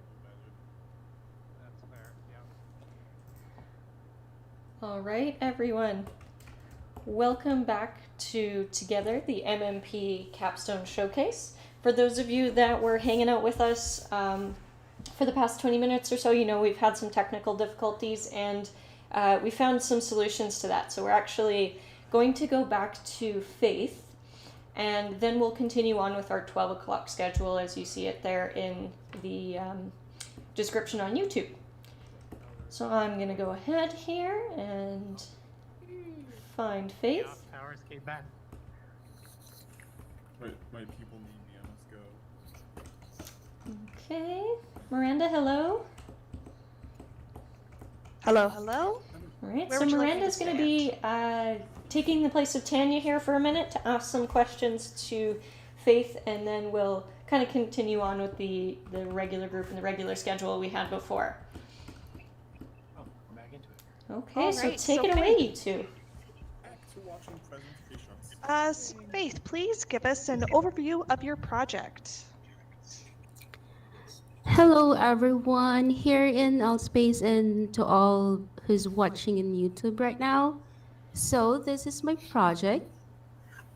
Well, throughout my learning process in the Multimedia Production program, I've done a lot of coding, graphic designing, creative writing, and even animation and 3D modeling. However, as a multimedia design specialist who wanted to create unique visual solutions, I've only done user experience design once. So, for my capstone project, I connected with some users and created a high fidelity website prototype of a cooperative based in the Philippines. The cooperative is called Providers Multipurpose Cooperative, and I'll give you a bit more information about them. Their goal is to enrich the lives of the members and the community. It engages with more than 50 business lines, and among the business purposes are insurance services, transportation services, trading business, hospital services, food crop, and livestock production. However, the main business of PMPC is to engage in lending and credit services. And in 2019, Providers Multipurpose Cooperative was acknowledged as the most outstanding primary cooperative in a large billionaire on a regional level. So why did I choose Providers Multipurpose Cooperative?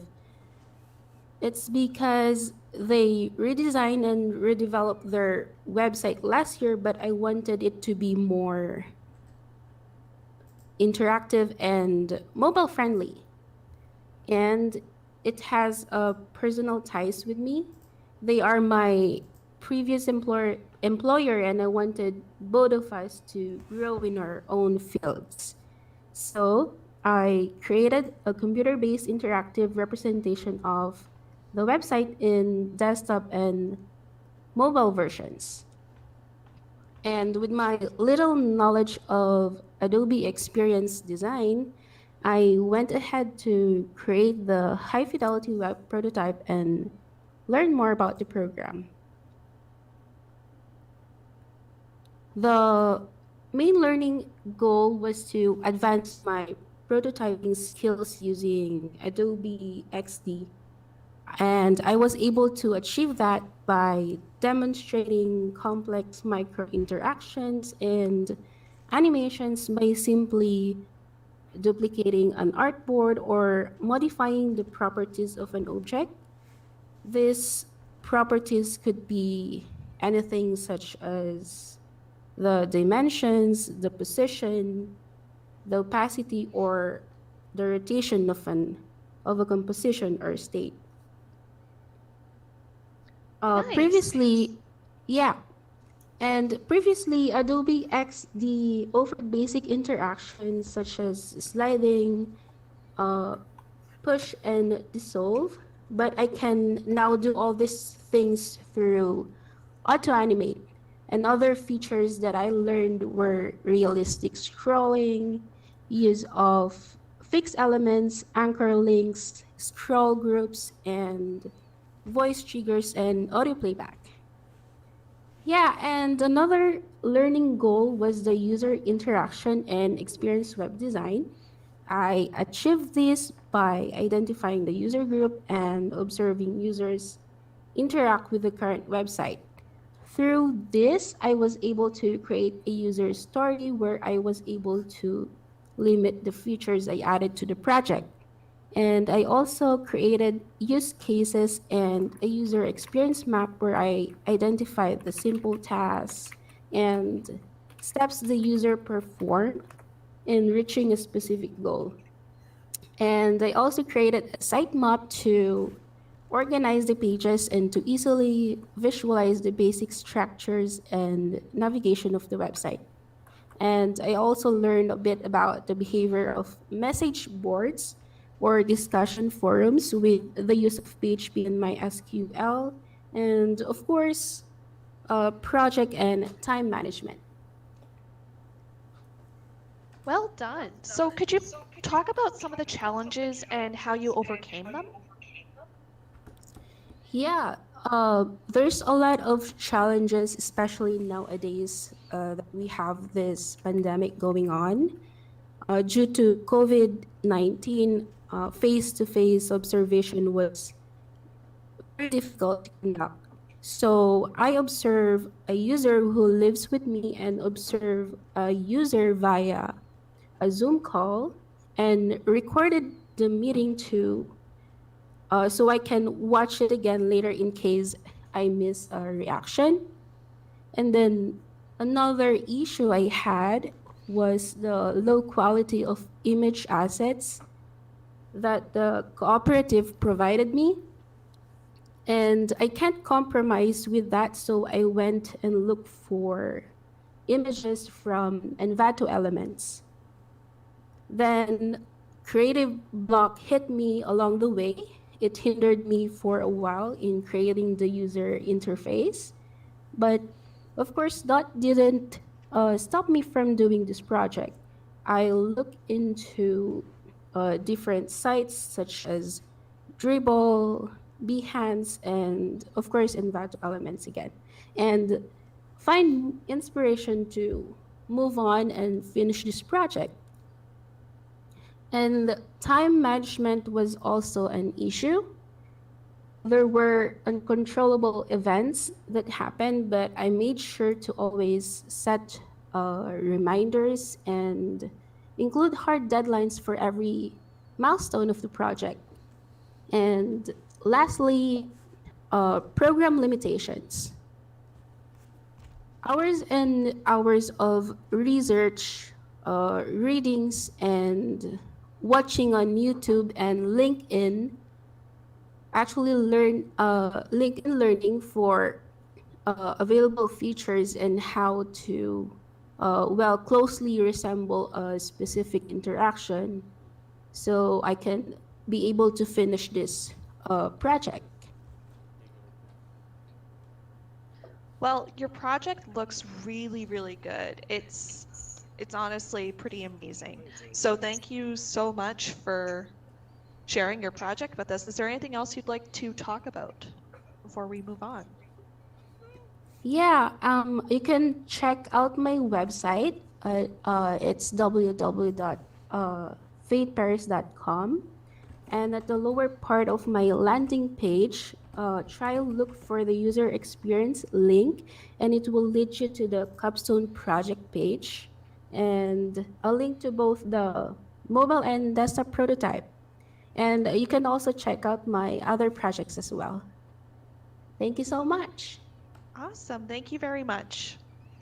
Awesome. Thanks, Faith. And I wanted to get a close-up of these posters here because they just look so professional. It's really cool to see them sort of photoshopped onto a phone and screen. And like Faith said, I've put the link to her website in the chat. So you can click that, and at the bottom of the page, there's a user experience button where you can check out more about the project. So thank you for showing this. I love that you talk about time management and things like that. It's so important as both a student and a professional to be able to do that, and certainly you managed it well here to complete your project. So thanks again. All right. So we are at about 5 to 12. We are going to be, I believe, moving on to our 12 o'clock schedule. Let me just get lined up here with our first presenter, Hannah. Hello, yes, hi everyone. Before I start, I would like to just invite you guys to check out the website that is on here, thehenshire.com. There you can see my game, and you can also download it as well and see a few videos and stuff. Like, there's just more information there for you guys. And so if you'd like to check that out, that would be great. And I guess without further ado, I will get started. So, first of all, a bit about my project. So my Capstone project is a game that has 3 main features, which are the custom dialogue system / questing, a pre-built, like they're not pre-built, I made it myself and coded it myself following a tutorial. And there's also the combat system and my personal favorite, the level up system. Now, for a bit about my game itself. The player spawns near the center of the village by the big tree. The player is given instructions on how to play and how to get started. And there's a little thing on the bottom you have to look out for. And the main quest is, like, there's 6 quests, like side quests, and 1 main. And the main one is you get it from the chief, and you just basically have to take out all of the camps. There's like 4 camps, 1 each north, south, east, and west. And you have to kill all the skeletons in each camp. And you can get the side quests from all the villagers. Which villager should have a side quest for you? All right. And next up, some challenges I overcame. So I had a challenge with the player movement and attack. And I fixed them both, but I eventually had to switch to a different combat system due to a problem with the enemy and player attacking each other. Like, there was just, I think I was using a different system for the enemy, and something wasn't working there. So I redid it, remade the combat system later on, and yeah. Also had a synchronization problem with the enemy while first adding in their movement.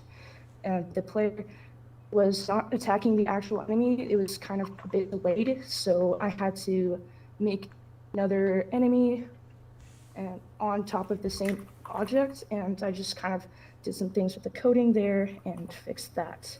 And finally, since originally I was going to have a market system where the player could get food to heal, I needed another way to heal the player since I didn't do that. I did a level up system instead. So on that level up system, I made it so that when you level up, you heal. So like every time the player levels up, they go to the maximum health, and the health increases as well. All right. Great, thanks, Hannah. So Hannah, do you want to talk a little bit about how you came up with the idea for this game? Like, why did you want to tackle this kind of game? For sure, yeah. Okay, so originally why I came into this program was to create games, and it just kind of really inspires me to be able to create my own game. And I thought, well, I created a game last semester for interactive project, and I thought it'd be really cool to kind of make another game for this, but better. With like, I wanted to have, originally I was gonna have like a cool inventory system to go with the marketing, and I wanted to try and make my own custom dialogue and stuff. I basically wanted to make another game, but better. And then just at the end, adding the level up system, oh, I love that. That was awesome. So yeah, just always been inspired to make games. Yeah, that makes sense. That's awesome. Now, I don't think you've mentioned this yet, Hannah, but what did you create this game in? Like, what type of program did you create it in? Oh, yes, right. So I created this game in a free program. I know you guys probably know that, but for the people who don't know, called Unity. Okay. And for this particular game, if I'm remember correct, you were focusing primarily on the actual coding and interaction of like throughout the project, and then using some assets that you had found. Is that correct? Or did you create the graphics as well? No, they're mostly assets. The only things I created myself were the custom things in the tutorial, like the HP bar and the dialogue system. Other than that, they were all mostly assets. Right. Because this is a huge project to have undertaken with all that interaction. Like, that's amazing. Is there any part that you found, like, when it actually, you know, I know how coding, like, you code and you fight against it and then it works. Was there anything that you found, like, particularly satisfying when you got it to work the way you wanted it to? Yeah, for sure. Every time I finished like one of the big things, like the combat system and the level up system, like it was just, oh, it was super satisfying. I got really excited. I just wanted to like show everybody, and it's just, oh yeah, it was a great feeling. I loved it. That's awesome. So is this something that you'd like to do more of in the future?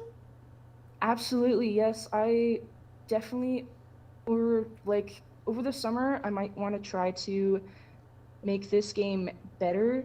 And yeah, definitely over the years, I want to make more games for sure. It would be so much fun. I would love to do that.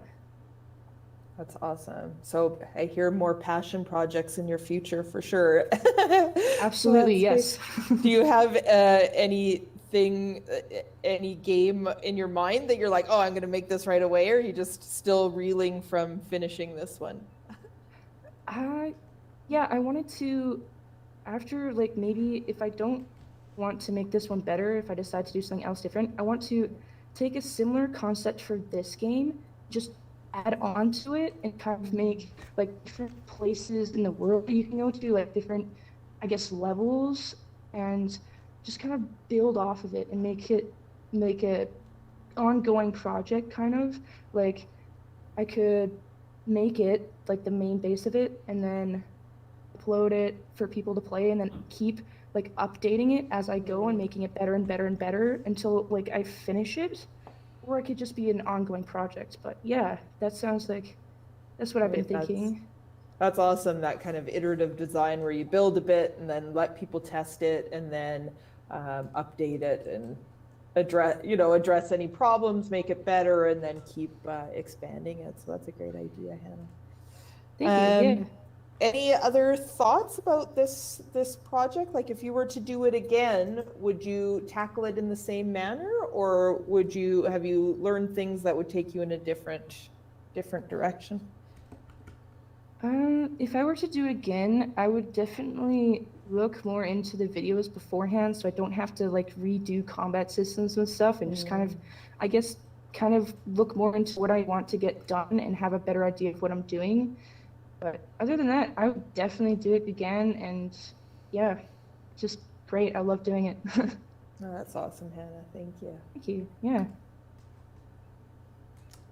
All right. So Hannah, is there somewhere we can play the game? Where does this website lead to? So the website leads to my portfolio, and you can get to the game on the capstone page. Perfect. Yes. So again, in the description, we have a link to the capstone page where there's more info about each of these projects. I've also put Hannah's portfolio link in the chat there. So please do check it out. With games, I mean, it's all about how it plays, right? So you got to go pick it up and try it yourself. It is a lot of fun. It takes an incredible amount of work to put something like this together. So good job, Hannah. And thanks for chatting with us. Yeah, thanks. Good luck, everybody else. Hope you guys enjoy the rest of the show. Hey, Tanya. Awesome. Okay. Sorry, So I'm just gonna get set up here. All right, I'm gonna go now. Bye. Okay. So I think Dalen's up next. All right, so next up we have Dalen. Hi, Dalen. Do you want to start us off by giving us a little bit of an overview of your project?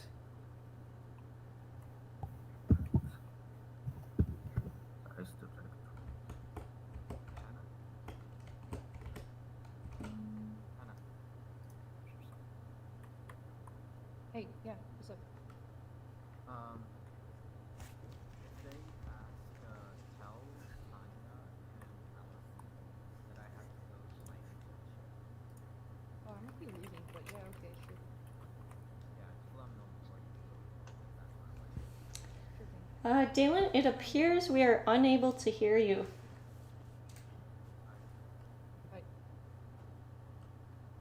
Just make sure you unmute yourself. Yeah, you may be muted. The space bar? I can hear him. I can hear him. I heard him this whole time. I'm hearing you. People can hear me? Now I can hear you. Oh, I can. I don't know what's going on. There we go. Oh, yeah. Okay, now I can hear you. We're good. Oh, okay. Might have just been some lag. Okay, anyway. So I did already the work in Blender. This main poster on the left, you can see I did a rough start to get this. And then my dad's a scale guy in the middle. Thank God, because it was like when I brought the scale guy in, Dragonite was like super huge. It was like a kaiju. So like, thank God I got the scale guy. He was able to, because like, I should explain him. The scale guy is basically average human height. So like when you're making a model, like use him for reference. And then I basically made Dragonite to reference. He's kind of taller than the average person, a big dragon as he is. So yeah, I did the majority of the work in Blender. And then from there, I UV unwrapped him in the second poster down here. So it's basically making a 3D model 2D. So you're unwrapping him and you're putting him on a 2D space. So when you paint him and color him, he's way easier to paint. Like on both, I used like a mirror tool. So I was able to work on one side while the other side just kind of filled itself in, which made it super useful because I didn't have to focus on symmetry at all, which, especially with eyeballs, I made it super easy to just like focus sole time on one eye while the other eye just draws itself. So like super useful. And then finishing him up, I brought him back into Blender and animated him. I fully rigged his skeleton, and I only got to do one animation, but in the future I have the groundwork to build off and do more. Yeah. That's great, Dalen. Thank you. Do you want to talk a little bit about why you decided to do this kind of project for your capstone? Okay. Well, I had a lot of fun with the 3D modeling last semester, and we did do kind of character model and assignment, but I went very simple with it. I did like a little robot, and it wasn't very cohesive. It was kind of like not the cleanest looking model. So I wanted to clean it up. So on the left, it was very rough just for scale and getting the shape.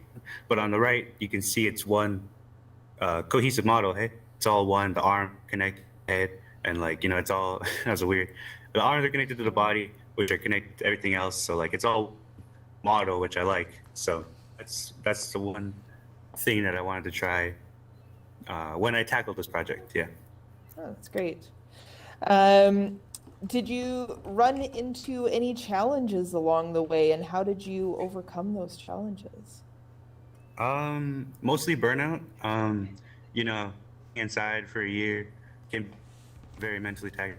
So Yeah, absolutely. after a while, you just kind of get sick of staring at your screen. So I tried to get like, you know, like other classmates helped me with like, you know, getting a little bit of work done a day, and at least like, you know, just getting started. Like that 25-minute, 5-minute rule really helped Right. out. So setting a timer for 25 minutes, working for those like set time, and then taking a break for 5 minutes. Just that kind of schedule kind of helped me get back into the flow of things, because it was all like this semester was very like self driven, hey. So it was kind of at the start, but I picked it up as I got into it. So yeah. That's great. It's great to hear that you had some, definite strategies that you were trying to help keep yourself on track, because absolutely this has been a challenging year and challenging to keep yourself self-motivated. So that's awesome that you've discovered that for yourself. So if, I know that modeling is so complex and there's so much into it. Now that you've got through this first kind of cohesive model, as you say, if you were to start again, is there a different way that you would have tackled it from the start? Well, I did definitely learn some things along the way. So like I said, the mirror tool was a definite help. So like I would only focus on right side, while the left side just completed itself, which made it super useful. But one thing I found myself doing when I was like refining him was I was like focusing too much on the little things. So I would like going forward, I would say make big changes and then like fix them later, hey? Because like I would spend too much time on like one tile at a time and making it really these little changes at a time. But I found making big changes and then correcting them later was kind of the way to go. Right, that's awesome. Because I imagine that will help you in all your future projects as well, that you're working in this kind of thing. Now you mentioned that you did some animations as well. Are those things like walk cycles and that, or are they like what kinds of animations are those? Just for now, it's just him flying. Like he just goes in the air and he starts flapping his wings. But going forward, definitely give him like I was planning on giving him several animations. So like just where he's just standing there. Another one where he's probably like throwing a tantrum. I had big plans, but only got like the flying one down so far. Oh, that's awesome though. It's still a great accomplishment. Is there some place that people can see this animation online? Like, do you have it on your YouTube or anywhere? I can definitely upload it somewhere and then get you the link soon. So sweet. Work on That's that awesome. I think after this presentation. We'd love to see that. So that's great. Is there any other kind of closing comments that you would like to say about your project? Not really. I'm happy with the way it came. It was kind of rough at the beginning, but kind of trust the process, hey? So like the first model I did was very, very rough. It was like just getting the shape and scale down, so it wasn't pretty. But then after refining it, like, just trust the process and it'll all come together. So That's an awesome takeaway. I love that, trust the process, because that process is there for a reason, right? So I'm glad to hear, and I can hear, that pride in your voice as you're talking about how the model finished off. So that's great too, that you got to that point where you've created something that you're really proud of. So great work, Dalen. Thank you. Thanks for sharing it with us. Yeah, thank you. And speaking of process, I want to get a look at some of these posters up close here, so you can kind of see the work that goes on behind the scenes to put something like this together. Again, on the website, you'll find higher resolution images, but roughly you see something like this, and then it kind of comes out like that, like a full model, and then all the way into this process, giving him color and animating him and all that fun stuff. So great work with this project, Dalen. I know it takes a very long time to produce something relatively simple in this medium. So good job sticking with it. Thank you. Awesome, thanks.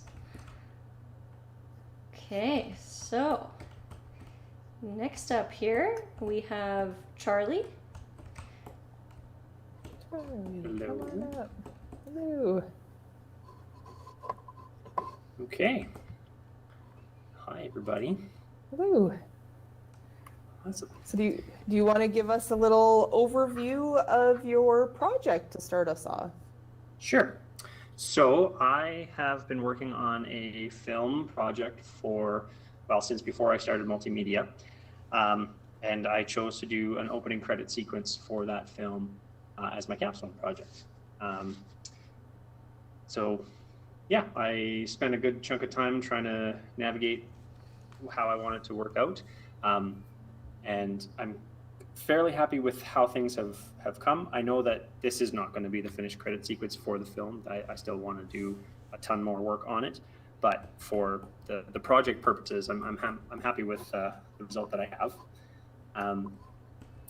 Yeah, it was a mix of 3D modeling and yeah, visual effects stuff and just regular editing.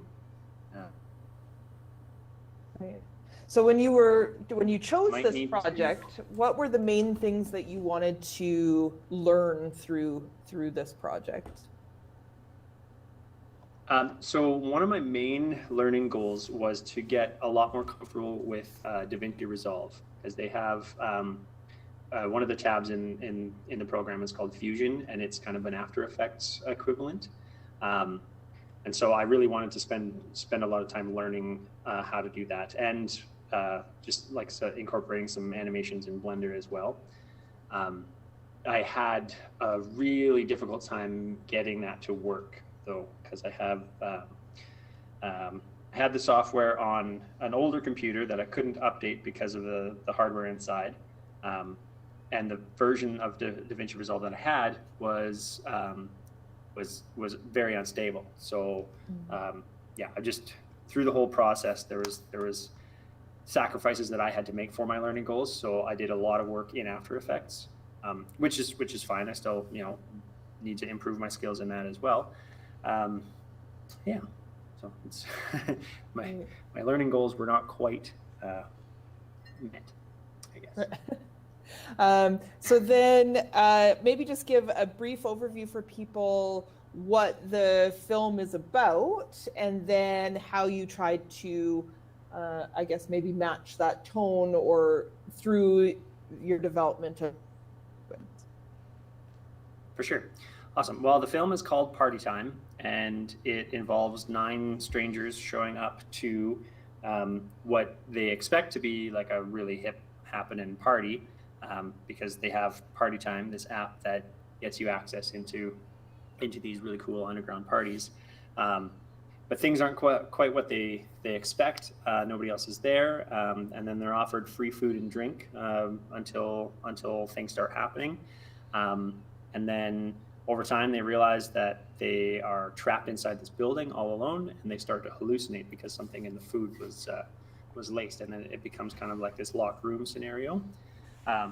So the credit sequence is very like hip, happening, good music, lots of flashy lights, and lots of all this stuff to really get people into like the party vibe before the film starts. And then there's a little bit of exposition in the opening credits regarding some of the story elements. I haven't filmed everything that needs to be in there, so like I said, the credit sequence I'm still going to be continuing on, for quite a while to refine it down to what it needs to be. So yeah, trying to give like an upbeat, really positive party vibe atmosphere for the credit sequence to bring people into the film. And yeah, it's very Great, flashy and that's colorful. awesome. So, I've heard some things through what you were saying here about like how long things were taking and kind of the challenges and stuff. So were you surprised by maybe the amount of time that went into developing something of this caliber? Not necessarily surprised. No. I mean, Right. I'm experienced in thinking, oh, I could do that, and then realizing it takes 10 times longer than I expected. And I mean, with like the isolation of being at home and stuck in my room all the time kind of thing, like my motivation was also kind of lacking in trying to get going on this. So anytime I hit some kind of software snag, I'd usually just walk away for a day or two and just try to get my head back on straight. So that was definitely a challenge. So throughout that, although you've made something that you think, like I hear you saying that you wanted to refine it a little bit more, but that generally has like the look and feel that you want for the final project. Mm-hmm. Yeah. I kind of, this to me is kind of like almost like a test run on what I want to put together for the film. And, you know, like I have the elements that I'm going to like continue using, like the wormhole that I created. I can animate it in any different way that I want to help like push the credit sequence forward and render that out. And the way the animated titles look, like I Fusion in Resolve has different tools to use that I was really looking forward to getting to use, but I built the titles in After Effects. So I'm probably going to redo all of the titles now that I have Fusion finally working. And yeah, there's still lots of work to do, but yeah. So you mentioned there the wormhole that you created. So for our folks that are in the YouTube channel, maybe you can just explain that a little bit further, what it was that you created and how you animated the camera through. Awesome. So in Blender, I found a tutorial that was really keen, like really in depth. But there's tons and tons of layers on the UV map, and there's also like a method of having the UV map being like moved, like the cylinder itself stays put, and then the UV map is animated, and then the end of the cylinder I can manipulate, so I can pull the tube left or right or up and down, and then also animating the camera so it kind of twists and turns and like really giving it just like a more dynamic feel rather than just staring down a straight tube. So yeah, it's very I don't know, it's flashy and psychedelic, and it's good. For the people on YouTube, I'm not sure, like the poster has a QR code, and if you put your phone up to whatever screen you're watching it on, it should be able to bring you to the link to see the video. Yeah, that's great. So yeah, just open your cameras at home, and then you should be able to grab that link and go check it out so you can see all the hard work that Charlie has put into this project. Yeah, and I also included the first 45 seconds of the film just to kind of bring people in, like to understand the concept of this is the start of the movie, and then here it goes into, you know, the beginning of the film. Yeah, that's wonderful. Any other thoughts before we move on to the next about the project, or you see it? No, I'm just happy to have had the experience to actually put a bunch of work into something that I would have to do in my real life anyways. So it was nice to be able to kind of double up on this project and get lots of experience and get some assistance with trying to navigate like the ins and outs of Blender. And Allison helped me a lot with just trying to navigate that. And yeah. That's great. Thank you so much, Charlie, for your presentation. Yes, thank you, Charlie. And I do have a question from the chat. Is there another way we could find the video for those that might not have access to a QR code reader? I just put the link in the chat, actually. Perfect. Thank you. Or Way put ahead the of me. link to the YouTube in the chat. Yeah. Yeah, the video itself is currently unlisted, so you need the link. You can't just search it up. So thanks for sharing that, Tanya. Yeah. Awesome. Well, thank you, Charlie. I do recommend checking out the video. It's really super cool. Charlie, do you have any info for us on the film, when it might be released, or where people can follow it if they would like to? We have an Instagram page, Party Time Film, and we are like the target is to have it finished and ready for potential distribution by the end of this year. Great. That's awesome. For anyone in on the YouTube stream, if you're interested in film, I highly recommend following it. We might be a little biased because we love Charlie, but it is a very cool film, and as he said, he included 45-second clip of the film after his intro sequence, so you can get a little bit of a taste of it through that link or through this QR code here. So thank you, Charlie. Awesome. And I've also Thanks, put everybody. the Instagram for Party Time Film in the chat as well. Perfect. Sweet. Thank you. You're welcome. Right on. Thanks, Awesome. everybody. Okay. Okay, thanks, Charlie. Ryan. you are up next. Come on down. There we go. Heyo. I'll Hey. stand over here. Is this good? That is good. Is this a good spot? Cool. So, am I good to go now, or? Yeah, if you want to just start giving an overview for everybody joining about your project, and then we'll go from there. Sure. Before I talk about like what this is, I'll just say that you guys can find this project on YouTube under Lord Copyright 66, and also my website is called lordcopyright66.com, and you can find this project on there as well. But what my project is, it was a short animation that I tried to do because I took it as a passion project to try and learn more about the ins and outs of doing frame by frame animation, because animation was something I've always wanted to do. And I've dabbled with it before, but I've never gone as ham with it as I did with this project. I illustrated these posters as 2 scenes from the animation. These aren't actual screenshots of it, although I'm not gonna lie, I would love if it did look exactly like these did. But yeah, so what the animation was about was I was trying to think of something to do for Capstone, and I couldn't think about something to do for Capstone, so that I made my Capstone about trying to figure out something to do.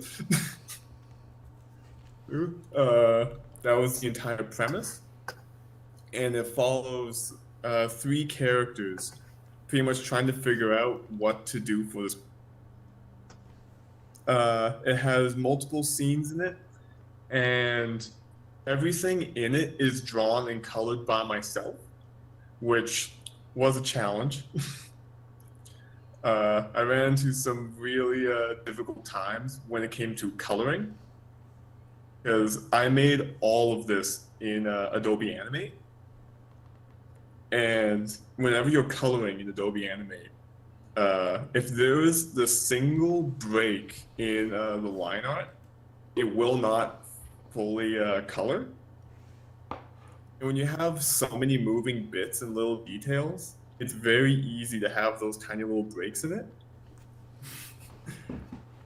So I had to go through the entire thing and try and fill in these breaks and figure out how to color it. That was a lot of fun. Yeah, and I imagine quite challenging and time-consuming as well. Yeah, I woefully underestimated how long it would take me to actually color it. Because it actually took me an extra day to fully color it from the due date. So, yeah. What's your favorite aspect of the finished project, or is there just one thing? My favorite aspect of it, now, like, I will say, in my head, I imagined it looking a lot better than it already does. But my favorite aspect of it is the fact that it's just something that, like, I made. Because when I was younger, I always wanted to, be like somebody who can do art and make these animations and stuff. But I never really pursued it until recently. Right. And even though I think the capstone, like, looks wise, could look a lot better, it's the fact that, like, I was able to, like, sit down, make a plan, and actually like fully animate this entire thing on my own. So it makes me excited now to see, like, what things in the future I will be able to make going forward. I also did, like, some of the designs that came out from the capstone. Yeah. So you talked a bit about the challenge that surrounded, kind of like the coloring aspect and the time aspect. Did you have any challenges throughout, kind of thinking of those individual animation pieces, like what you wanted to go into each part, or did that part flow pretty easily when you were coming up with the idea? So when it came to like pieces, the ongoing gag in this capstone is like I wanted to have like the primarily white character that had like a little detailing on him.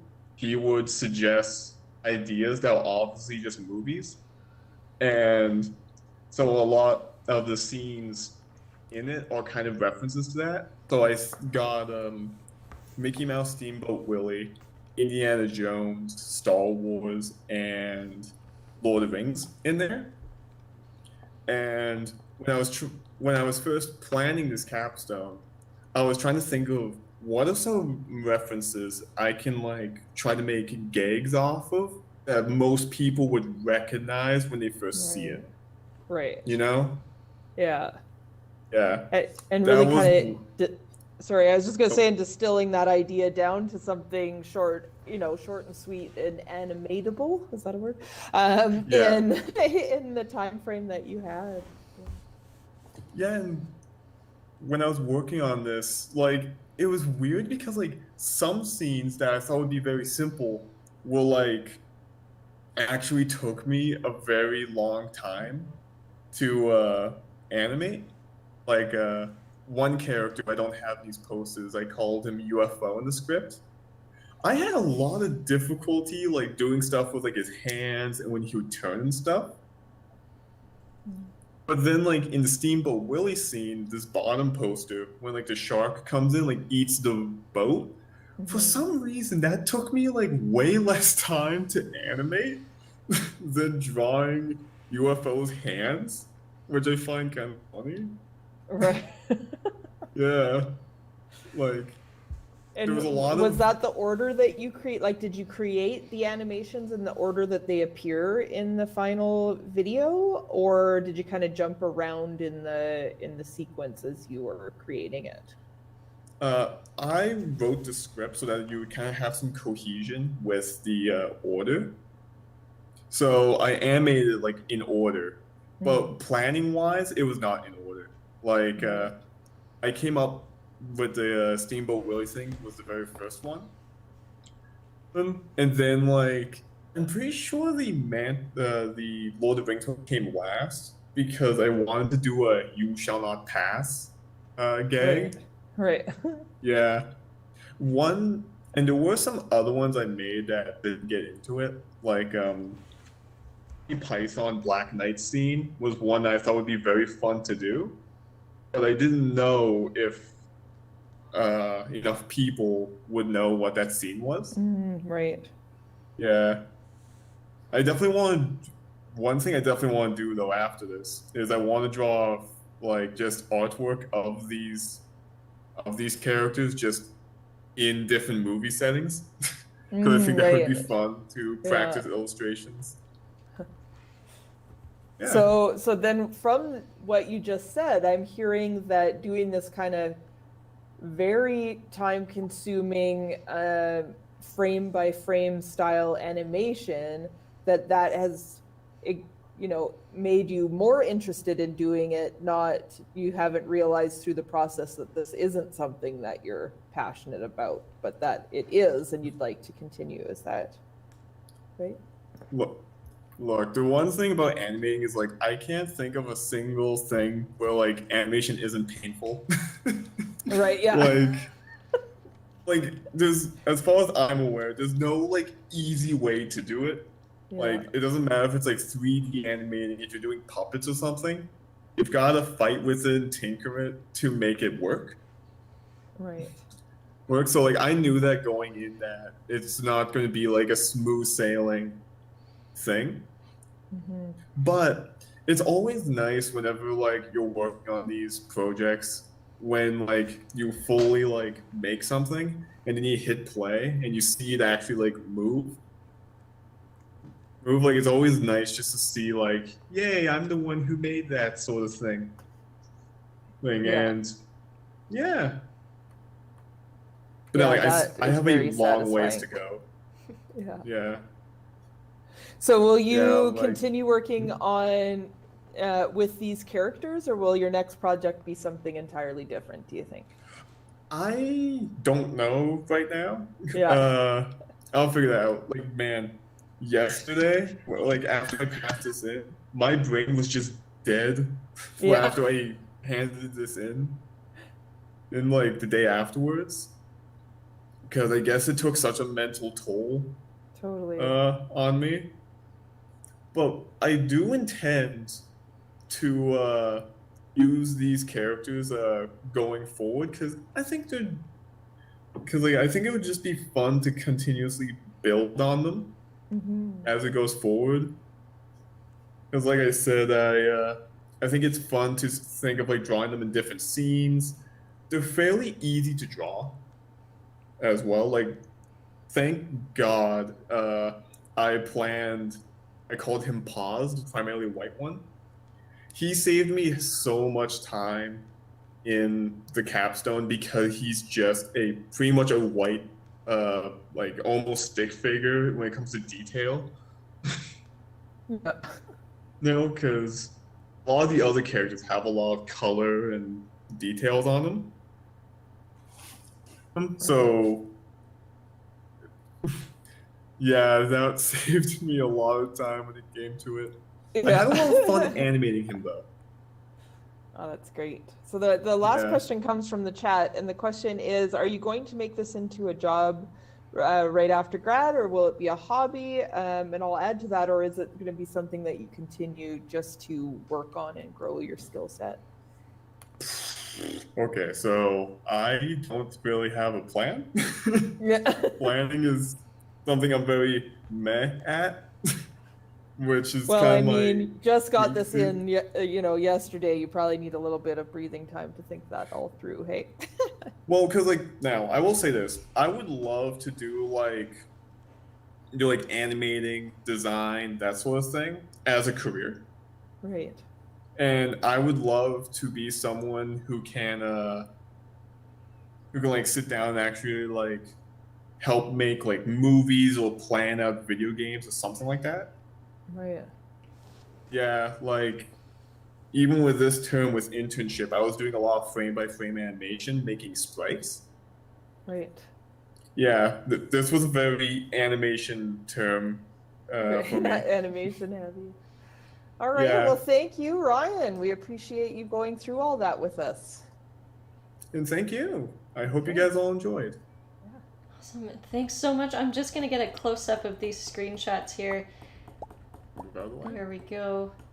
Once again, I highly recommend checking out the animation. We'll get you some links. Check out the website for more information on all the projects. It's a really fun watch. It's so quirky and adorable. So I recommend you check it out. And it's always fun to hear people talk about something that's so hard to do, and it's such a struggle, and talk about all the issues they had, but at the end of the day, still have a passion for it and still want to pursue it. So thanks for sharing that with us, Ryan. Great work.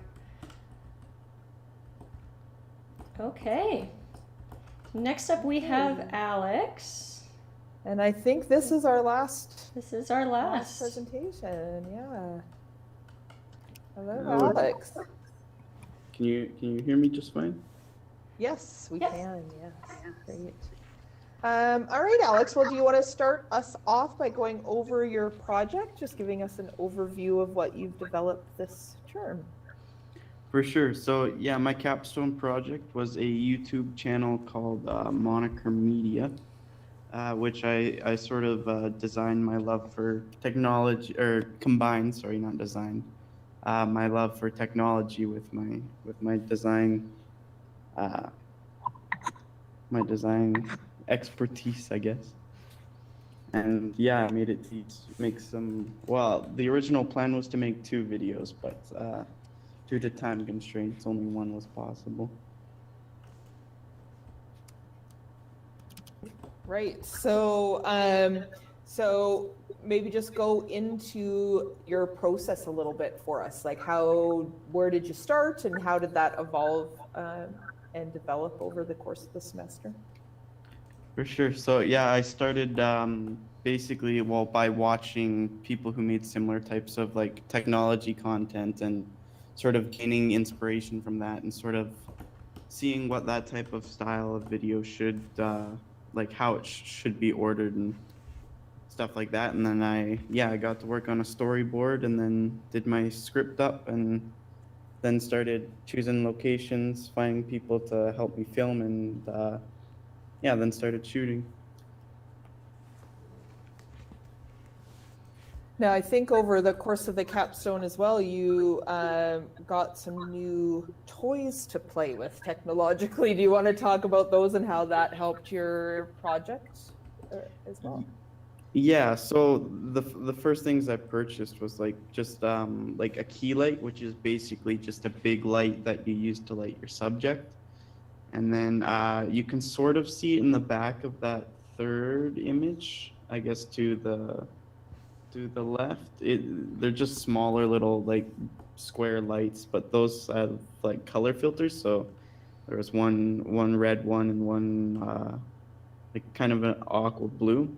But by far my favorite piece of tech that I picked up was a carbon fiber slider, and that was like very cool to use, and I managed to make a pretty cool intro with that piece of kit. And for those maybe watching in the YouTube that don't know what that carbon fiber slider is, could you just explain that a little bit? Yeah, so it's basically like putting your camera on rails. So like think of a train. So like the train goes along a set of tracks, right? And a slider basically helps the camera to move in a smooth motion across your little tracks that you have to get a stable shot that moves from either left to right or right to left, and you can be pretty creative with how you do that. Right, that's awesome. So one of our questions in the chat is, what inspired you to call it Moniker Media? Like what, what So are your thoughts there? So it's kind of just been a name that I've had kicking around in my mind for a few years now, and I've always wanted to make it into a brand, and so I figured this was a perfect place to start. Plus, I like businesses that use like the short letter names, where sometimes they take out like vowels or different letters from their names. So I kind of drew inspiration off of that. But yeah, and then moniker is just kind of like a name you go by. So I thought it was kind of a cool inception too, having that as the name. Right, yeah. So heading into this project, what was the main things that you wanted to learn through doing it? So definitely how to like better light a scene. So we did take a basic video class and photography class, but we didn't dive deep into how to light a scene, and that was one thing I especially found really interesting, is seeing like lighting can really adjust the mood of the scene. And then also another one was color grading, and yeah, I still have a lot to learn in terms of how to properly color grade, but it was a pretty fun experiment, and experimenting with color grading. That's awesome. So throughout the project, was there certain challenges that came up for you? And I guess additionally, how did you solve those challenges as they arose? Yeah, so well, the first one was mostly just not having too much time. Work was picking up a lot recently, so I just didn't have like the scheduled class chunks. But I did manage to find other time to complete that. That's also part of the reason why there was originally only one video instead of the two that I had originally planned for.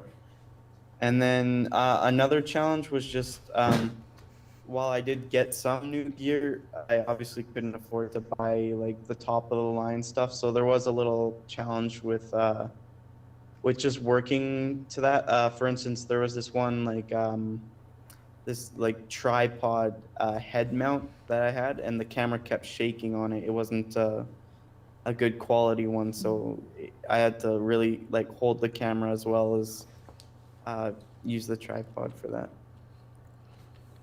Right. So what is your favorite aspect of the project now that it's completed? So definitely the B-roll shots. I really enjoyed doing the B-roll. So that's like the shots where I'm not talking to the camera, and where the product shots, which in this case the video I managed to complete was about the iPhone 12 mini, and the intro sequence by far when I made it into editing I was really happy with how that turned out. Yeah, I loved it as well. I got a sneak peek of it the other day there, and yeah, it's very smooth and professional and just a really nice product. So now that the capstone's done, is the Moniker Media channel something you're going to continue with moving forward? Yeah, I'd like to be able to put forth at least, well, one video a month at least, but yeah, it's definitely something I'd like to continue in the future. Right. I know that you have a big passion for tech and talking about tech, and I think you have a very nice way of distilling those ideas down. So I really do hope that you continue it, because it does, and the video you produced is very, very high quality and very nice. So you should be proud of that. Yeah. Any other last thoughts as we wrap up here? Not too much. If you want to watch the video, if you're interested in technology at all, you can check out my channel. It's spelled Moniker Media, so MONIKER. And if you're watching on the YouTube live chat, I'll just post hi in the chat quickly, and you can also, I think it lets you click on it and you can go to the channel. I'm not too sure though. Okay, great. Thank you. Awesome. Okay, yeah, I'm gonna zoom up on these posters here. I can see that you commented in the chat there. I was able to click on it and go to your channel.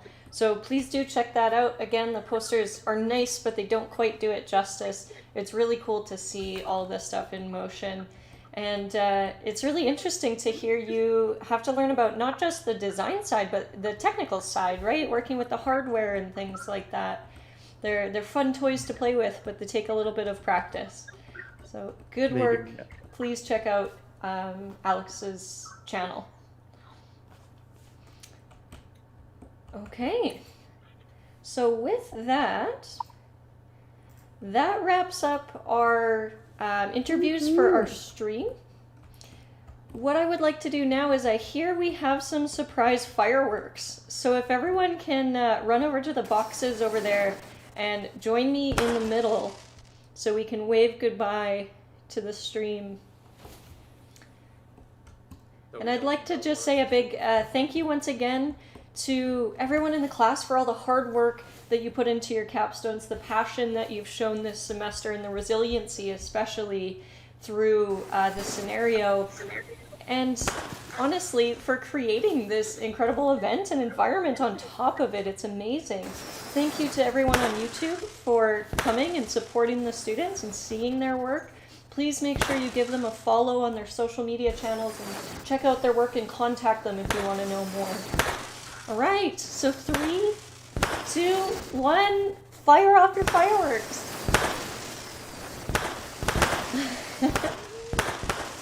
I feel like I'm gonna get hit. I think we needed more boxes. Here we go. How many capstone events end with fireworks? I tell you.